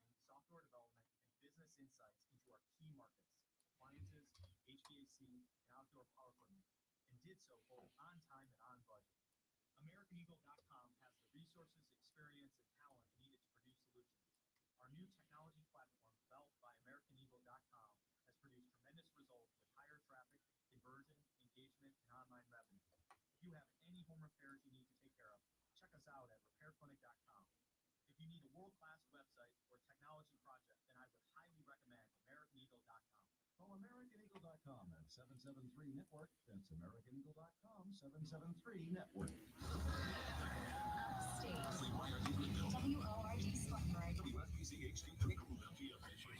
Spartanburg. Every mile will be worth my while. I could go most anywhere to feel like I am. That account that keeps doing Arnold Schwarzenegger is now doing Arnold Sings Disney songs, and it's incredible. Prize Picks, the first break. That's the intro playing, in case you didn't know. Just saying. I didn't because I was listening to Arnold Yeah. Schwarzenegger sing. We're already Go to the the Distance. to the music portion because it is after 9. Final hour of the show, final hour of the week starts right now. It is the Rob Brown Show. It is the Fan Upstate. Robin Lonzo with you here on a beautiful Upstate Friday morning. We are going to get to some other stuff here, but I do want you to continue sending in your submissions for today's Ernie Awards, named after legendary broadcaster. And by the way, a man who just earned another Emmy for Best Studio Talk Show Host, I think was the name of the category he won. As far as I'm concerned, he could have just won every Emmy and would have deserved it because Ernie Johnson is a legend. Seriously, find me one person who doesn't like Ernie. One person in America. Ernie crosses every age, every gender, every demographic you can think of. He's phenomenal. Chuck Barkley. There's a lot of people not big Chuck fans because Chuck kind of, Chuck kind of pops off every now and then. You're just a loser or a jackass. You can be A or B. And there was a plate glass window and all that. There's some things back in the day that would make some people. Yeah. And that's why nobody likes Marty Jannetty, because that coward tried to run away from Shawn Michaels, jumped out a barbershop window to try to get away. That's why he can't catch an Ernie. All right.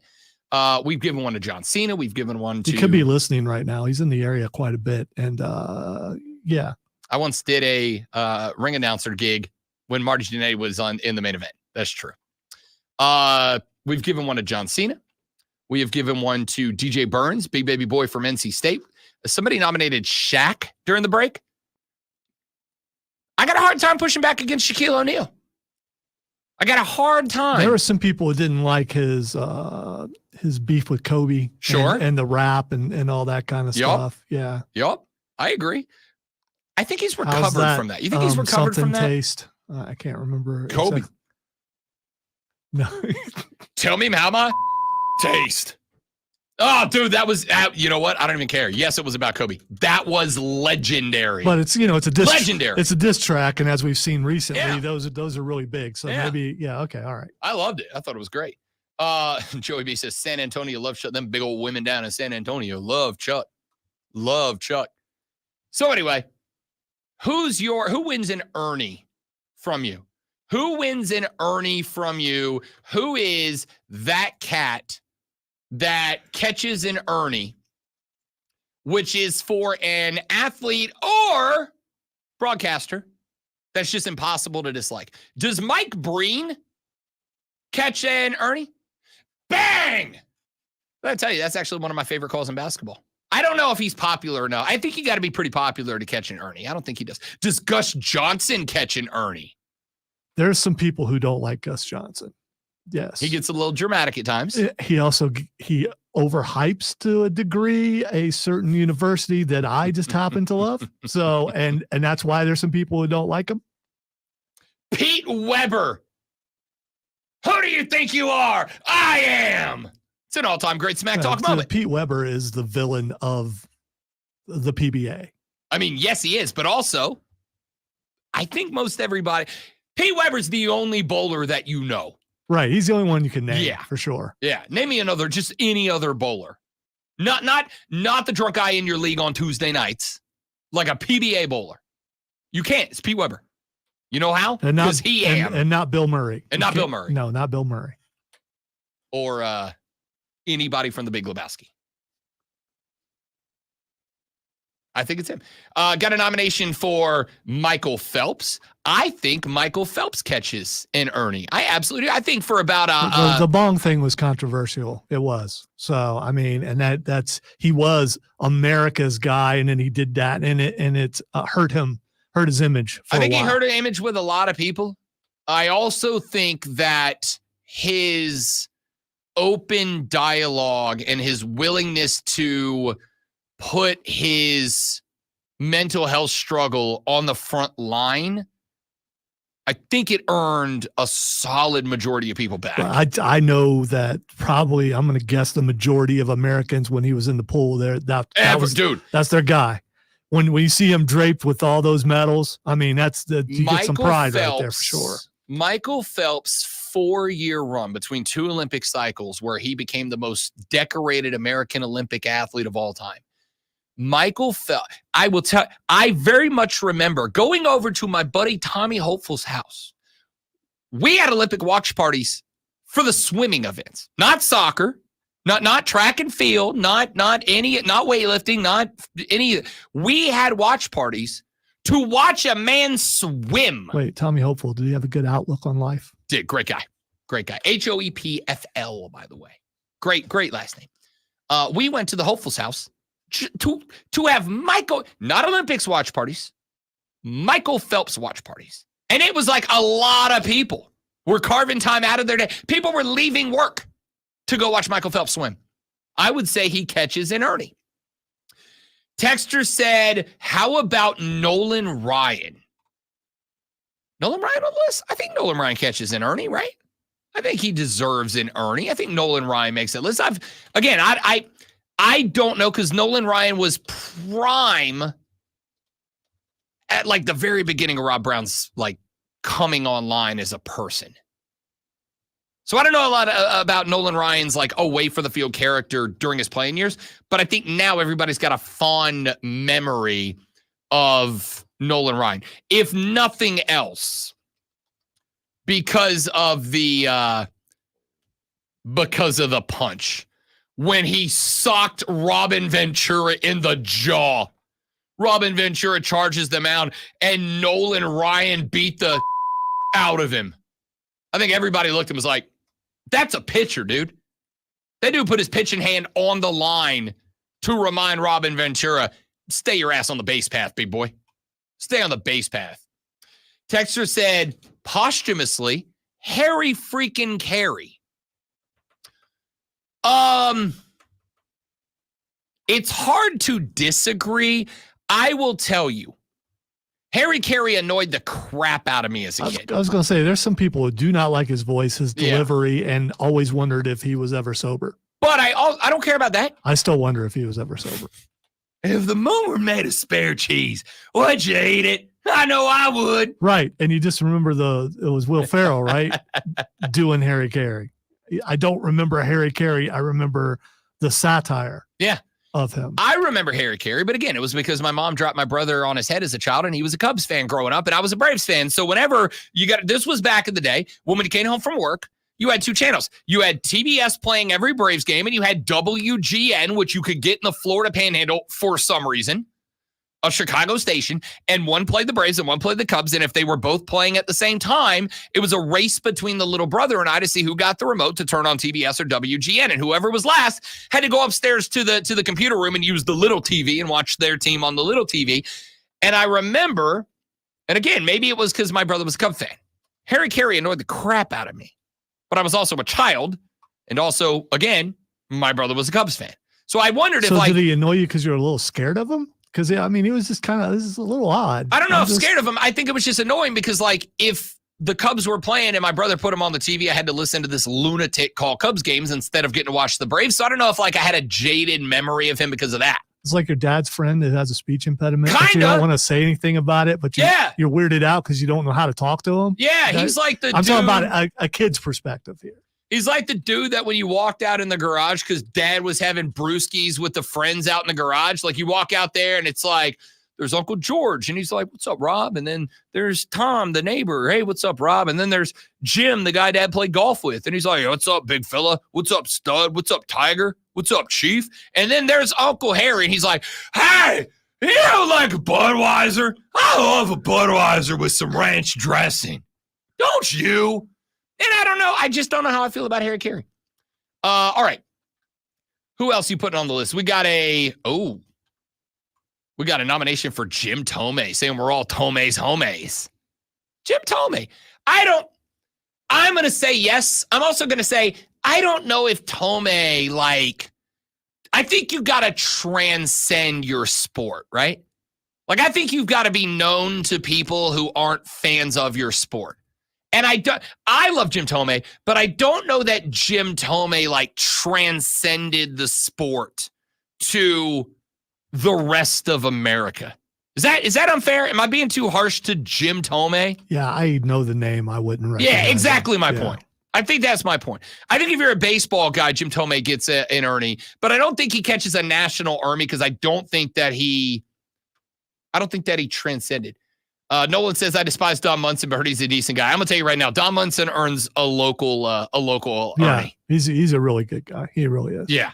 Don Munson's, I can tell you, Don Munson's great. I've worked with Don Munson multiple days. Don Munson's a phenomenal. In fact, I can and should get Don back on this show. Don Munson is one of the only voice of the blanks that the first time I talked to Don as a member of this show, as a host on this show, the first time I talked to Don, I was like, hey man, new guy, Rob Brown.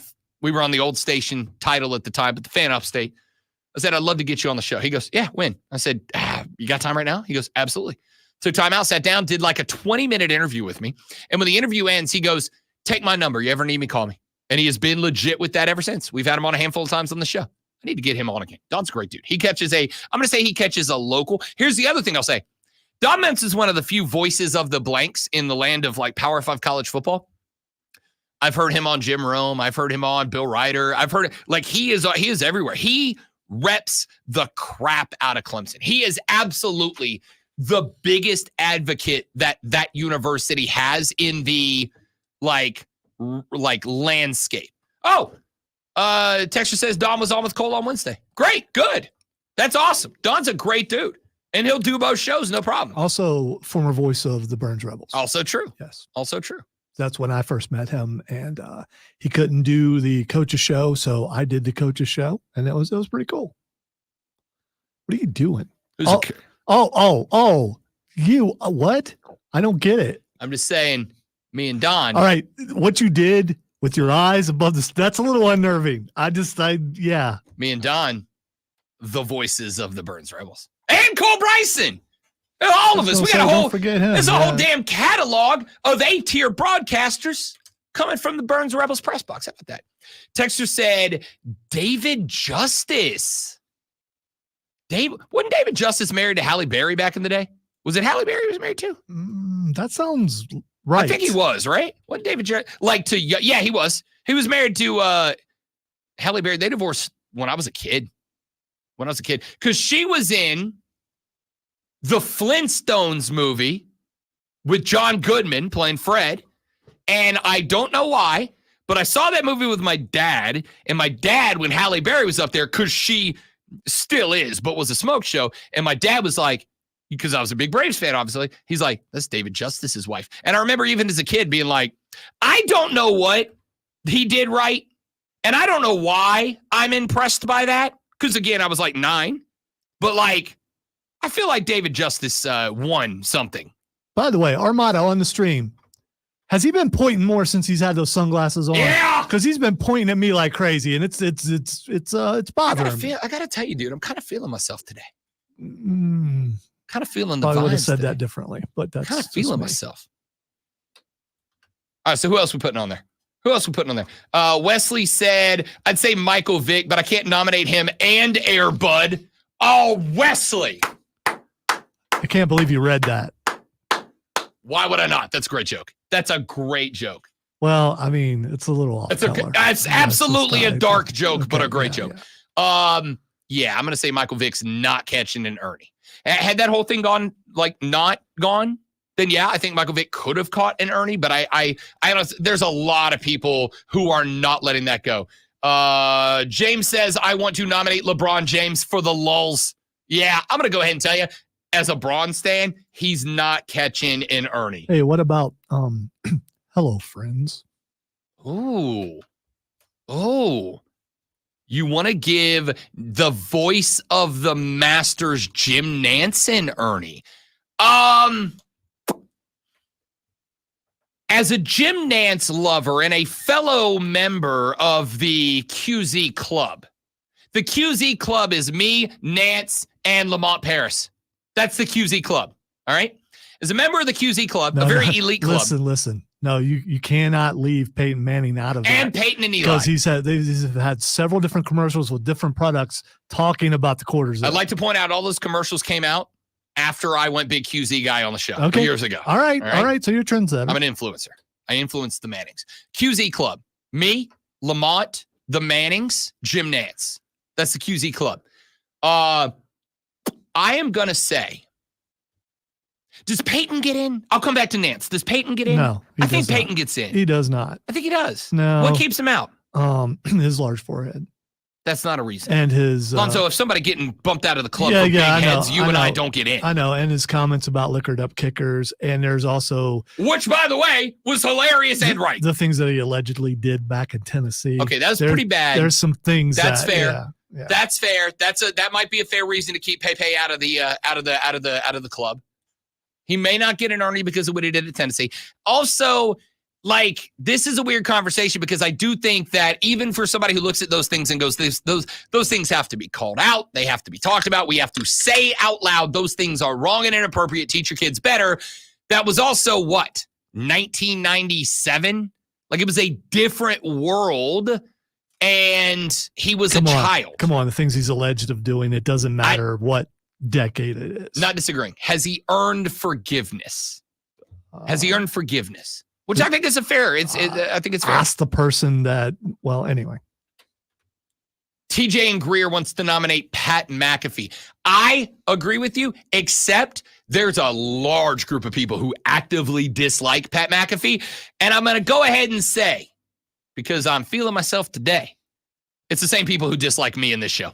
Yeah, but it's the same people. There's some people who dislike him because of politics, because some things that he allows to be said on his show. There are some things. I'm going to say the Venn diagram of people who dislike Pat McAfee and people who dislike Rob Brown in this market, almost a circle. There's like a little overlap, but it's almost a circle.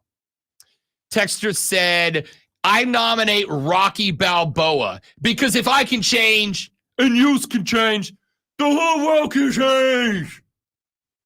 You know, he You was. sounded more like Quasimodo than you did All right. Rocky right there. I'm going to go ahead and say, because the very next nomination was for Goldberg from the Mighty Ducks. I'm going to say fictional movie characters are off. All right. We're not doing fictional movie characters. Because if so, the Wild Thing, Ricky Vaughn, gets the very first one. Nobody dislikes Wild Thing. Which athlete or broadcaster catches an Ernie? When we come back, we do have some other sports stories that we need to get to. Actual sports. Thanks, Charlie. Some actual sports we need to get to, so we'll run through those. We will continue to hand out our Ernies through the rest of the way. Here's a text I am going to read before we go to break. Rob, lifelong Red Sox fan, here to help solve your plurality problem. I can do this. The word Sox, S-O-X, is distinct from Sox, S-O-C-K-S. So, referring to an individual player of the team as a Red Sox is technically changing the name and not the same thing. We treat the team name like fans of teams who have a singular name. Example, Heat, Jazz. We normally say a Sox player or something similar. In reality, saying Red Sox just sounds lame, so no one does it. I ride with you, Texter. David Ortiz is a Red Sox. I am all in. Just like Jimmy Butler's a Heat and Rudy Gobert was a Jazz. Back after this on the Rob Brown Show in the Fan Upstate. Prize Picks. All right, guys, one more live and then we're back. Stay right there. BRB, dudes.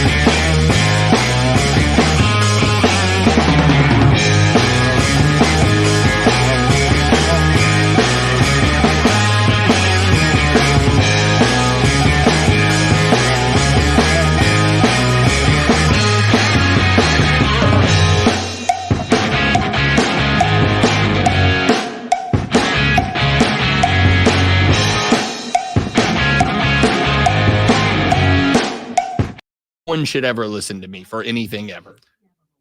Stop it, Keegan. Go back to sleep.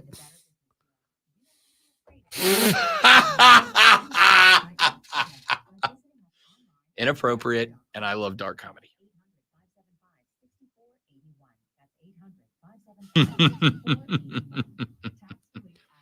Someone brought up Marcus Lattimore before, and I thought that was a pretty good one also.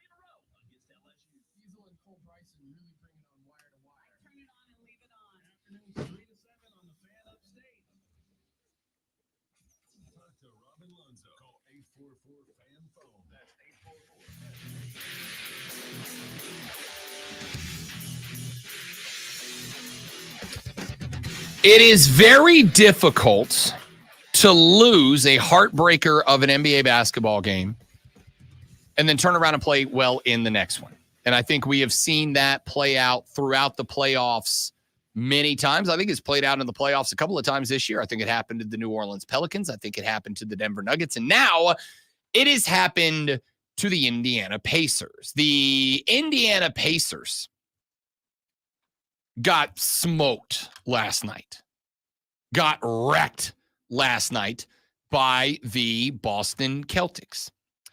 Last night, the Pacers did not seem themselves. Last night, in a 126-110L, the Pacers were a little disjointed. Now, here's the interesting thing. The interesting thing is that the Pacers were not bad last night. Like, they weren't bad. The Celtics out-rebounded them by 3. The Celtics had 4 more steals. They had the same number of blocks.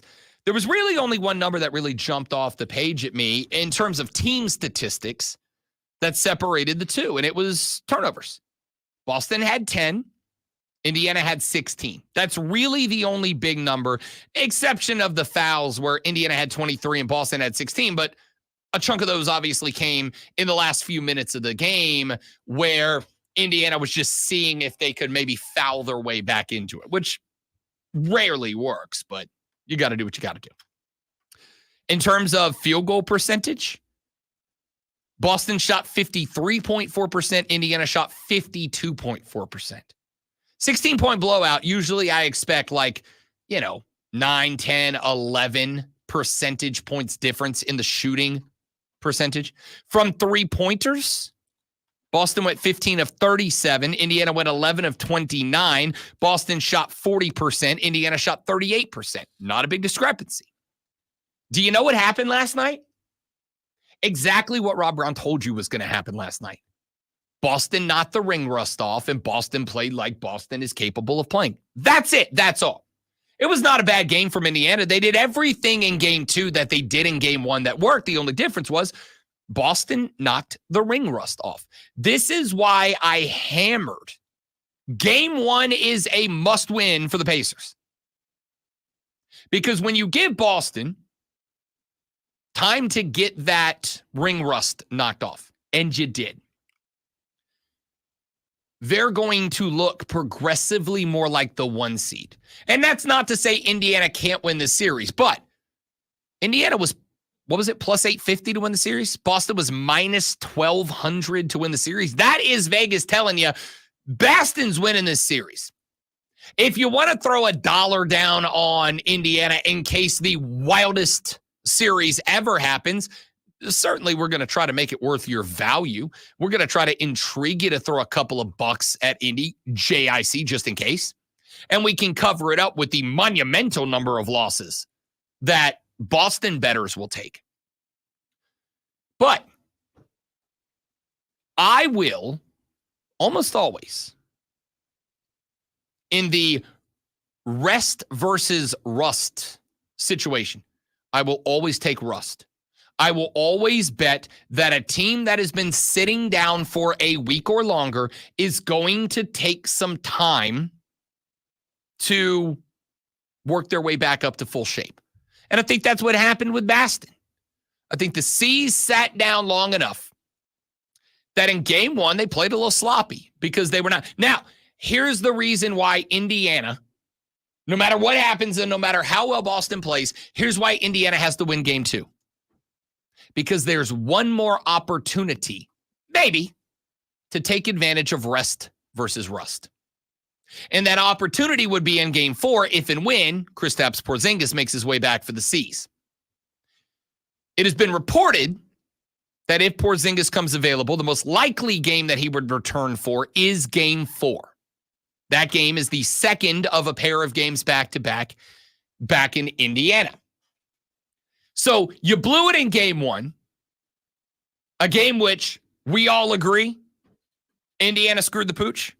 We all agree, right? Indiana had that game one. You got a 3-point lead and the ball with 10 seconds left. You have to win that game. And as I pointed out yesterday, there were about 9 different mistakes that happened in about a 3-second period that cost Indiana the game. Rick Carlisle made the mistake of not calling a timeout and allowing Indiana to bring it in at the half-court set.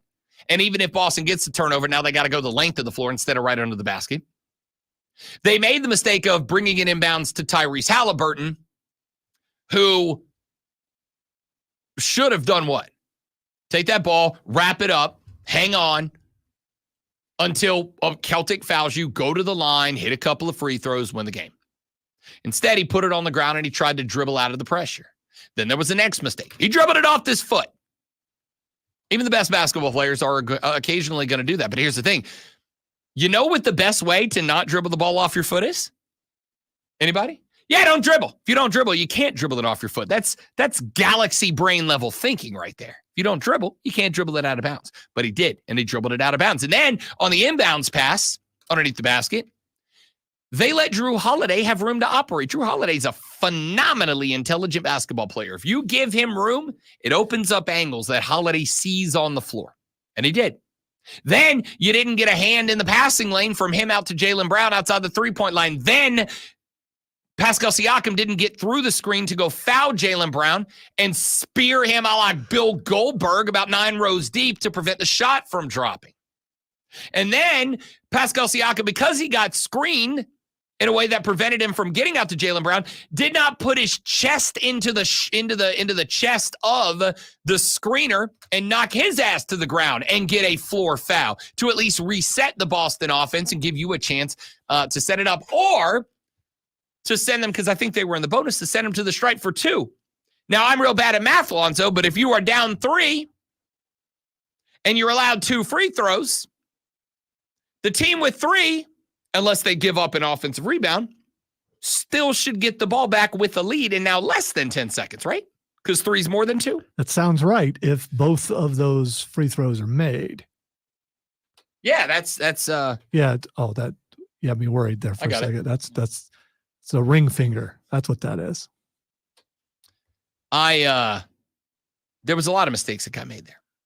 And the problem is when you're an NBA team and you go down there and you take a heartbreaking kick to the Nads L like that one was, it can get up in the noggin a little bit. I know. You know what the hardest things to do in this industry is, in this job is to have a terrible show. Which Alonzo and I have a terrible show once a year, sometimes twice. What's this? The way I think individually we have, I think together the other person tries to pick that person up, and so makes it at least an average show. I have a terrible show once a year, and Lonzo drags me back up to mediocrity. It's always appreciated. You've been doing that for me today, and I appreciate it. That's true. I have. I'm a giver. Point here is one of the most difficult things to do in this gig is to have a bad show and not crawl up into your own brain, beat the crap out of yourself, and then you come into the next day and you overdo it and you replicate a bad show. And now it's just like it's a vicious cycle. That's what happens with the NBA teams, which is why Indiana got smoked last night, and it makes game 3 a must win. There is no coming back from 3 down. It has happened in the NBA. It will not happen for the Pacers against the Celtics. Will not happen. Game 3 and 4 is a must win.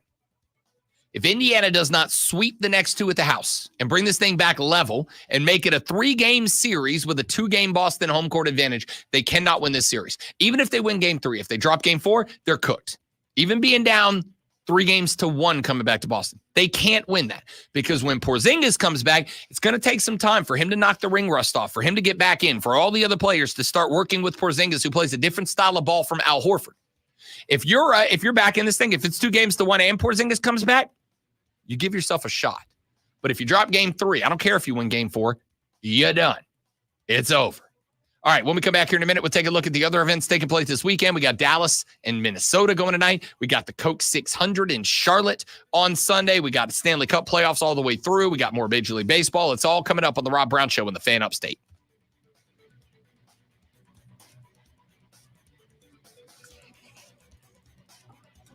These are the Deons, baby. I don't know, man. Like I said, I told you guys earlier in the show. I just I'm pumped up this AM, man. It's a good morning. I'm feeling good this morning. I like it for an angle during certain segments. I don't like it for the entire show because I cannot read his eyes. And I think it might be a Friday thing. I think it might turn into a Friday thing. I would like to be able to see your eyes to find out if I said something that really bothered you or if we're good. I'm an international man of mystery.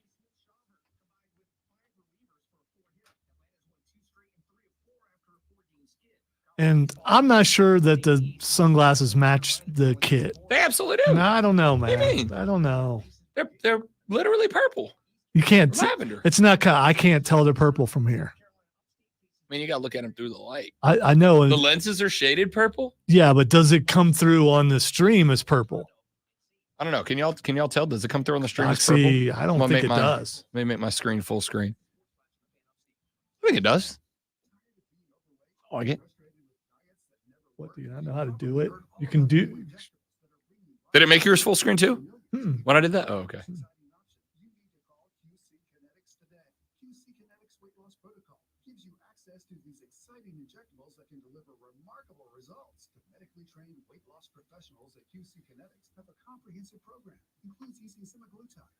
Should not be permanent because that will give me a complex.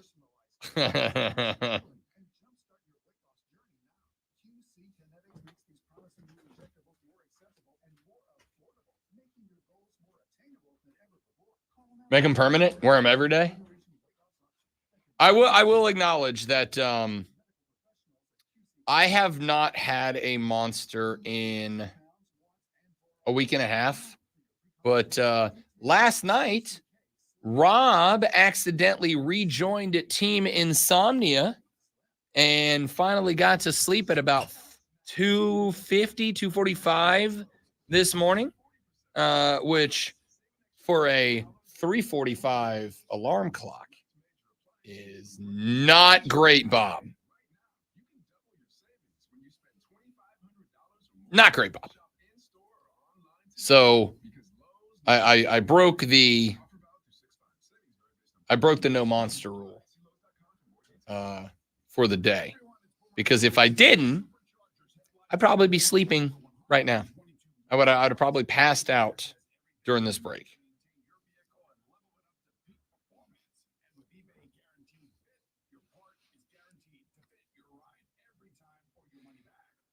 Ever since May the 5th, when I did that Star Wars movie concert, and I posted a video of it on my social media, just a quick clip of the intro, because they did like the dun, dun, dun, dun, dun, dun. They did the whole thing. It was fantastic. I posted it on my social, and ever since that day, I have been targeted for ads by about 9 different "do you want to buy a lightsaber" companies, and the answer is yes, I do. Yes, I do.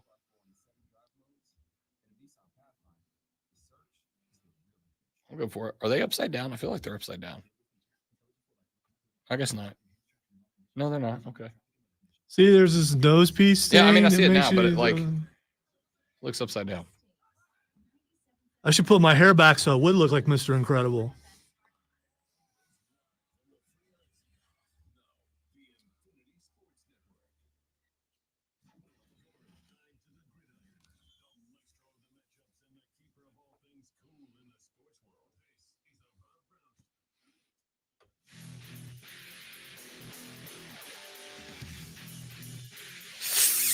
Final segment of the show.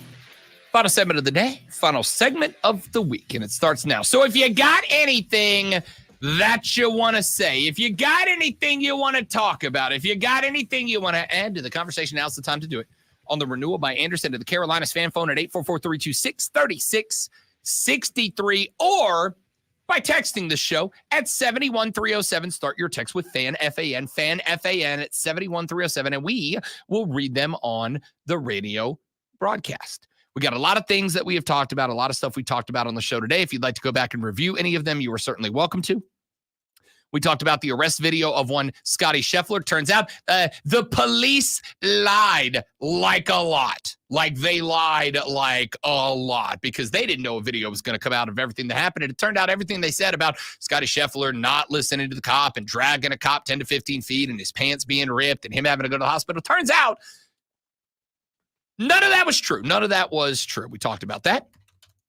Yesterday, the Pac-12 and the Southeastern Conference both voted to approve the settlement of the House versus NCAA case, as well as the other antitrust cases that were going on against the NCAA, which is going to result in a couple of things. Number one, over the next 10 years, the NCAA is going to have to pay to athletes dating back to 2016 of $2.7 billion with a B dollars. $2.7 billion. They are also going to have to come up with a revenue sharing plan with athletes moving forward from this day into perpetuity in the land of collegiate football. The third thing that is going to happen is that colleges and universities will now be allowed to, should they elect to participate, to create a trust fund of up to, I believe, $22 million, out of which they may, from this point forward, directly pay their athletes in the future. $22 million that they can pay their athletes moving forward. This is not going to be, this is, and I've said this, I counted it yesterday. I believe this is going to be the third time. I also believe it is going to be the final time that I've had or will say, this is the biggest thing that's ever happened in college athletics. I said it about the portal. When the portal happened, I was right at the time. It did not stay true. I said it about NIL. When it happened, I was right at the time. It did not stay true. And I say it now about this settlement. I am right now, and this time, I think it will stay true. I think it will stay true. And I think that this is very interesting. Because if a school elects that they are going to enter into a revenue sharing plan and they elect to create one of these trust funds for upwards of $20 million and pay out their athletes moving forward, as Joey B just with outstanding timing said on the stream, now Lonzo will get his wish. We will all refer to them as employees at that point. That will be true. They will be student-athlete employees, employee-student-athletes, student-employee-athletes, No, athlete-employee students. Okay. They'll find a way to rework the student-athlete in there, but they'll be employees. They will be students who are athletes and also employees. There are people, for instance, right now. Well, you're an employee who's also a radio host who also is wearing sunglasses. I am, and I look outstanding. When I went to college, there was a young man in my fraternity who attended said college, but also worked for the college. He was a student employee. He was both things. And that's what these players will effectively be. See, employees regularly, or students regularly, are employed by the universities that they attend. There are kids who work in different aspects. Sometimes they work inside of a research laboratory. Sometimes they work in the cafeteria or the food hall or whatever. Sometimes they work in the student union. Sometimes they work over in the research building or whatever it is. I don't know. I never went in there. Sometimes they work as janitors, as maintenance men, whatever. You didn't go in there to be, take tests to try this medicine, see if it works to get some money. The only one that I did I did because of a buddy in the fraternity who was a psych major. I think it was a psych major. And he had one going on, and he's like, hey, do you mind coming by and being a part? Like, it's just we need you to basically take a test. He's like, we're not giving you any medicine or poking or prodding or anything. We just need you to take a test that's going to evaluate a particular way of thinking that we think some college age kids have and compare it. And I was like, yep, absolutely. And then I went in there and I sat in a room for like 2.5 hours after I was supposed to be there to take this test. And then when I left the room, a guy was outside the hall and he's like, all right, that was the test. Come on over. And I'm like, what? And I don't know exactly what it's for, but it got the vibe of like, the test was, how long will people wait when they think they're doing a favor for a friend versus when they think that they're going to be compensated for doing something, right? So the test was, half of the people in the room were doing this test because they were asked to do it by friends. And so they were doing it as a favor, not for compensation. And the other half of the people in the room were doing it for compensation. And they wanted to see, like, are people more willing to put up with more to help a friend, or are they more willing to put up with more for payment? And it was actually, based on what I saw that day, the people who were there to do it for their friend were actually willing to wait longer and stick around longer than the people who thought they were getting paid. I have a couple questions. So this was before cell phones, right? No, it was not. I was in college. So but I mean, I'm old, so I don't know if you actually had a cell phone. I did. I had a Motorola Razr, if I recall correctly. Okay, but the iPhone dropped, I think, my sophomore all right, year. so no internet.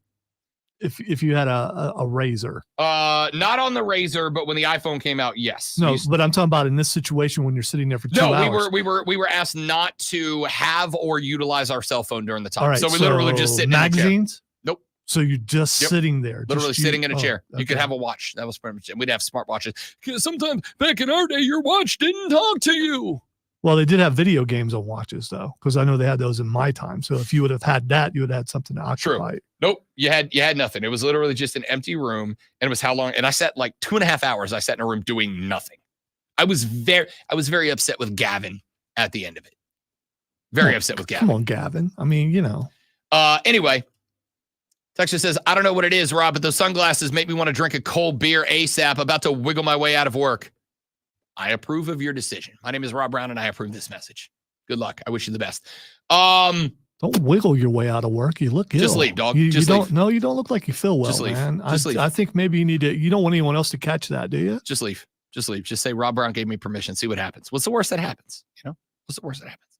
All right.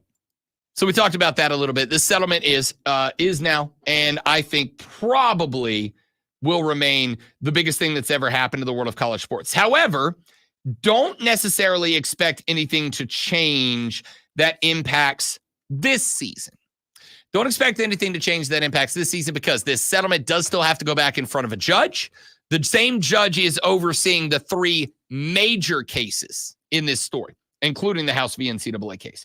That judge still has to go through, approve the settlement terms. I don't know if there is to be, further negotiation, or I don't think they'll do arbitration. I think because they've already agreed to the settlement, that aspect is over. But the judge has got to go back.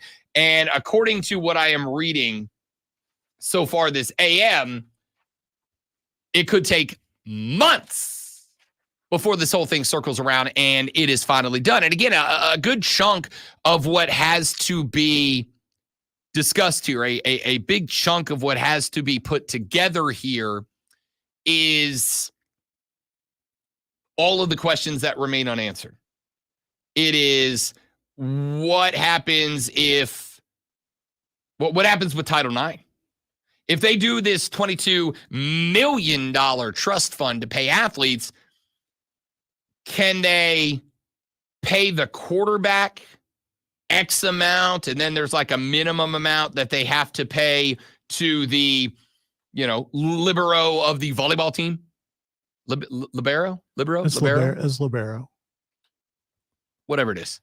Do you have to pay that to the captain of the women's field hockey What do you mean, team? whatever it is? It's libero. Trust me. Libero. Daughter played volleyball for a really long time. Beautiful. I learned something new today. What's the Title IX implications here? Nobody knows. That's why this is not just interesting, but why this is going to take as long as it is going to take to implement down the line. Because there's a billion questions that nobody knows the answer to, and they are going to have to put the framework of this whole thing together as we move forward. They're going to have to put the framework together and figure this stuff out as they continue to develop whatever is going to come next. So we'll see where this goes. We'll see where this goes, because it is going to be the biggest story in the history of college athletics. And none of us know what the outcome turns into. Steven on the stream says, as a Clemson fan, after this news, I need a wellness check on Dabo. Not great, Bob. Not great. I very much look forward to what the reaction is from Dabo over the next couple of days. Like, does he go, I hate this, college football's over? Remember, at one point a couple of years back, Dabo said, if we're going to start paying the players, I might as well go up and coach the NFL. He did. He said that. All right. He did. Time for the final X of the week. By the way, excellent college coach. He doesn't last a year in the NFL. Oh, I agree. So he's Matt Rule volume 2.0 in the NFL. I completely agree. All right. The first thing that's Xing is Jim Ross. Good old JR, baby. I did see that Jim Ross was trending earlier today. I did not see why. He is in the hospital. Oh, no. He said, I believe I saw him say something about a regular heartbeat, but he posted a picture with he and his two daughters. JR, I'm going to need you to pull through, big dog. All right. I'm going to need you, JR. I don't know what you're in there for. I am sending all of the positivity and the good vibes that one can pull out of themselves. I'm sending them all to you, JR, because, listen, I know we're not all meant to live forever in this world. Is JR the most important individual voice of the last, let's say, 30 years of wrestling? I won't say all time, but of the last 30 years, is JR the most important individual voice? I got to say, yeah. So I'm going to go with Bobby the Brain Heenan. The next thing that's Xing is Michael Cole. Just hitting all the kind. Next up's Corey Graves, then Pat McAfee. No, it's not. What? I know for a fact it's not his birthday, because that was a couple of weeks ago. So Michael Cole is trending because I got nothing. All right. Near as I can tell, he's trending because people are asking who is the best announcer and wrestler. Okay. I should have guessed that. Should have guessed that with JR going in. Right now, today, it is Michael Cole when Pat McAfee sitting next to him. When Pat McAfee allows Mike to just be a dude, Michael Cole's the best.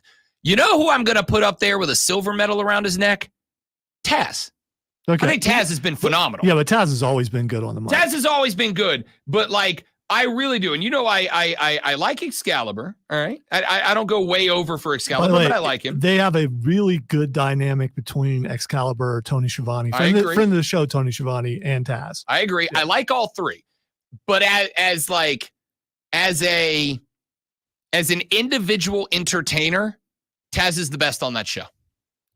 He throws some underhanded zingers at people. Yep. He also gets into the technical aspect of why someone's doing a move and why it would hurt and things like that, which adds to the realism. So I agree. Yep, which is what I like. And back in his day, you didn't want to mess with Taz. Yep. Maybe now you don't want to mess with Taz, even though I mean he's pretty intimidating. I think he's got everything fused and would probably still kill me.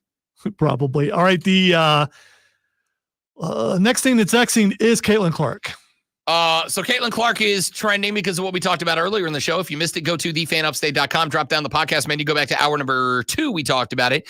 Caitlin Clark is trending because last night, after the Chicago Sky handed the New York Liberty their first loss in WNBA action, Angel Reese decided, I'm not letting the rivalry die. I don't care if we're both in the league now. It's me versus Caitlin Clark. We're taking this rivalry to the grave, damn it. And she tweeted out that win was not because of one player on the charter flight. She talked about her and Cardoso and all the other women on that team. It basically laid a shot down at Caitlin Clark. And I'm going to go ahead and tell you now, Caitlin Clark v. Angel Reese, Indiana Fever versus Chicago Sky just became must-see TV. All right, time for one last one and the most important one, Memorial Day. Happy Memorial Day, everybody. Take just a minute over the weekend. Go enjoy, right? The people who we are remembering on Memorial Day died so we could be America, right? They laid it down on the line so that we could wake up on Monday, not go to work, throw a bunch of hot dogs on the grill, knock back a couple of cold brewskis, and enjoy our day. So remember them. And also celebrate so that the sacrifices were worth it. I hope you all have a very happy, safe Memorial Day. Lonzo and I will be off on Monday. We'll be back next Tuesday for the next edition of the Rob Brown Show. Real quick, Spartanburg J, the vein in Dabo's forehead is bulging. Also, can we go ahead and get the 52-team super conference already? Because today's news is just one step closer. Spartanburg J, you're dead on right. And I'll tell you why when we come back on Tuesday. That's a 3-day tease. See you back here Tuesday on the Rob Brown Show and the Fan Upstate. Later. Yeah! So the question is, was he able to make that tease because of the sunglasses? Do you think that's why? The sunglasses just gave him that little extra that, I mean, you know, oh no. No. I got to tell you,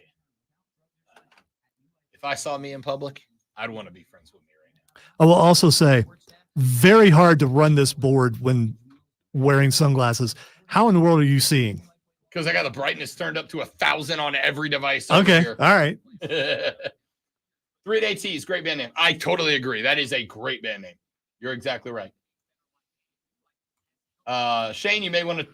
As long as their concert pays off. Vince never appreciated JR. I totally agree. Is bourbon on the diet? Bourbon is not on the diet, Steven. I will also tell you that one of the things that I very much appreciated is a live read without even being on the air.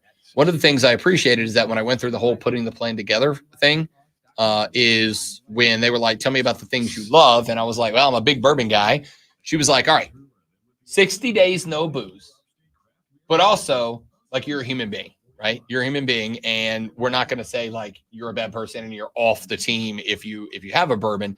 Just, you know, fight the good fight. And unless it's a very special moment, passing you can. And I will be honest with you. I have had during this window that I'm in, which I'm 30 something days deep now and down 30 something pounds.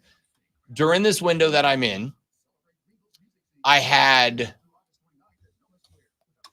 one beer at a Triumph game a couple of weeks back. And this was like the first week in. I got peer pressured in and I fell. I'll admit it. I have had, I think, 2 glasses of white wine. And that was, so the lady friend and I have decided that since we're getting married on the 21st, every 21st between here and the wedding day, we do a wedding prep date night, right? Like we do an actual date, but we just do it for wedding prep night on our pre-anniversary.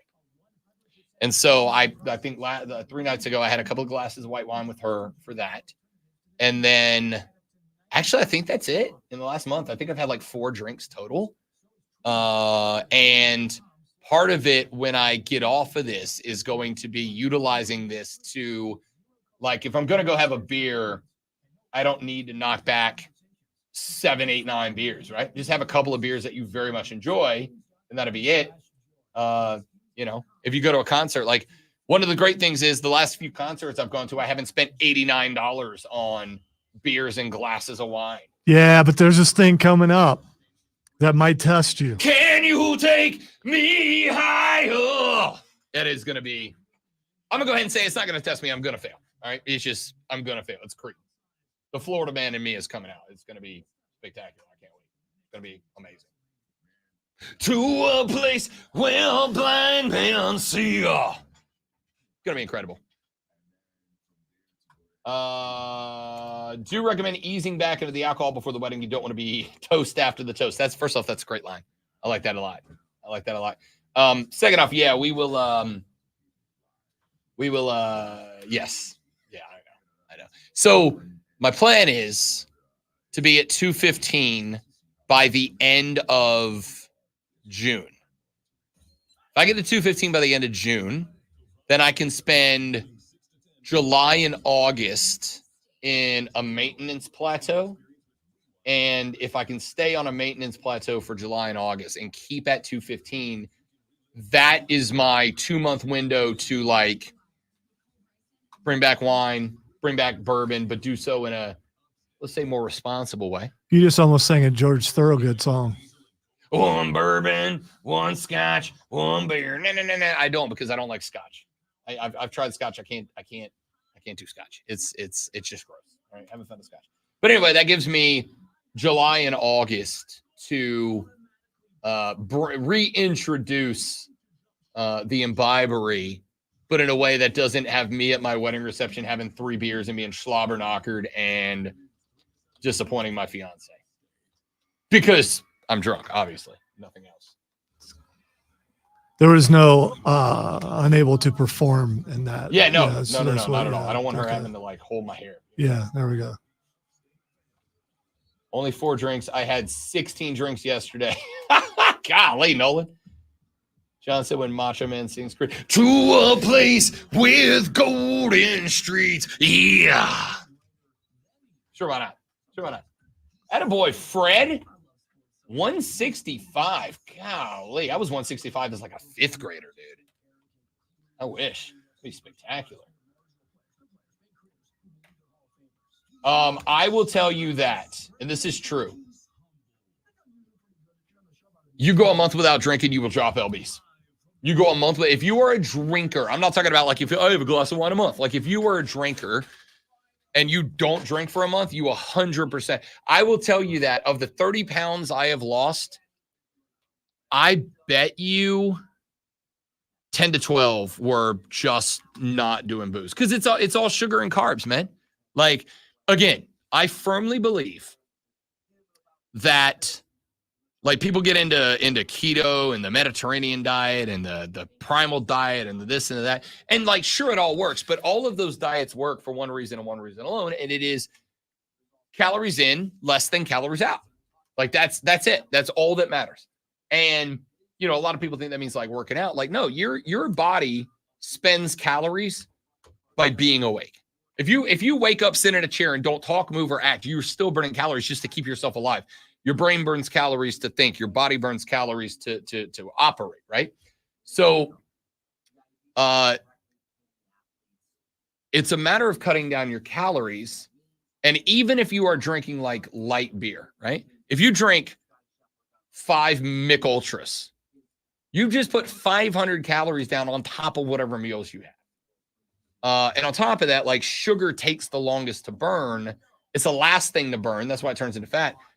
If you stop drinking for a month, you will shed the LBs. There you go. There's John. I went 12 months without drinking and dropped 50 pounds. That's 100% what'll do it, right? It's a big part of it. So like the thing for me for maintenance is I am learning how to eat a lot better so that when I hit the goal weight, I can reintroduce the things I like, right? Like I'm not eating pizza right now. I love pizza more than I love most of my own family members. So when I bring pizza back, what I need to have done is to train myself to not eat the whole pizza, right? I need to have trained myself to be able to enjoy a slice of pizza, maybe 2, but then to be done after that, like to eat 2 slices of pizza at most and be like, that was delicious. I'm glad I had it and I'm done, and not go, hey, Papa John's, will you bring me a large? I'm having dinner. Which, by the way, love a Papa John's pizza. So that way, when I do want to have a glass of bourbon or have a couple of beers playing golf with the boys, my calorie intake is around my calorie burned intake, right? So that I hover as opposed to slowly putting it back on. Because I think that's what happened after I got down to 215 back in 2021. I think I got back down to 215 and then like I crept back up to 245. And then I think when I got to 245, I was like, I don't care anymore, right? I got enough going on. I'm doing all this stuff. I don't really care anymore. And it was like a slow burn to where I woke up one day and I'm like, oh, you're 265 pounds, you tub of lard, like, fix it, man, right? That's what happened. So anyway, yes, Lonzo has pointed out to me accidentally that I've been here too long.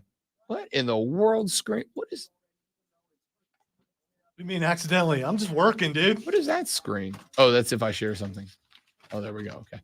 Anyway, we're out. Lights out, we out. Thank you all for being here. I hope you it's sponsored by Total Wine. Might as well be. Hope you all have a spectacular day. Tell your friends about us. Again, we are off on Monday.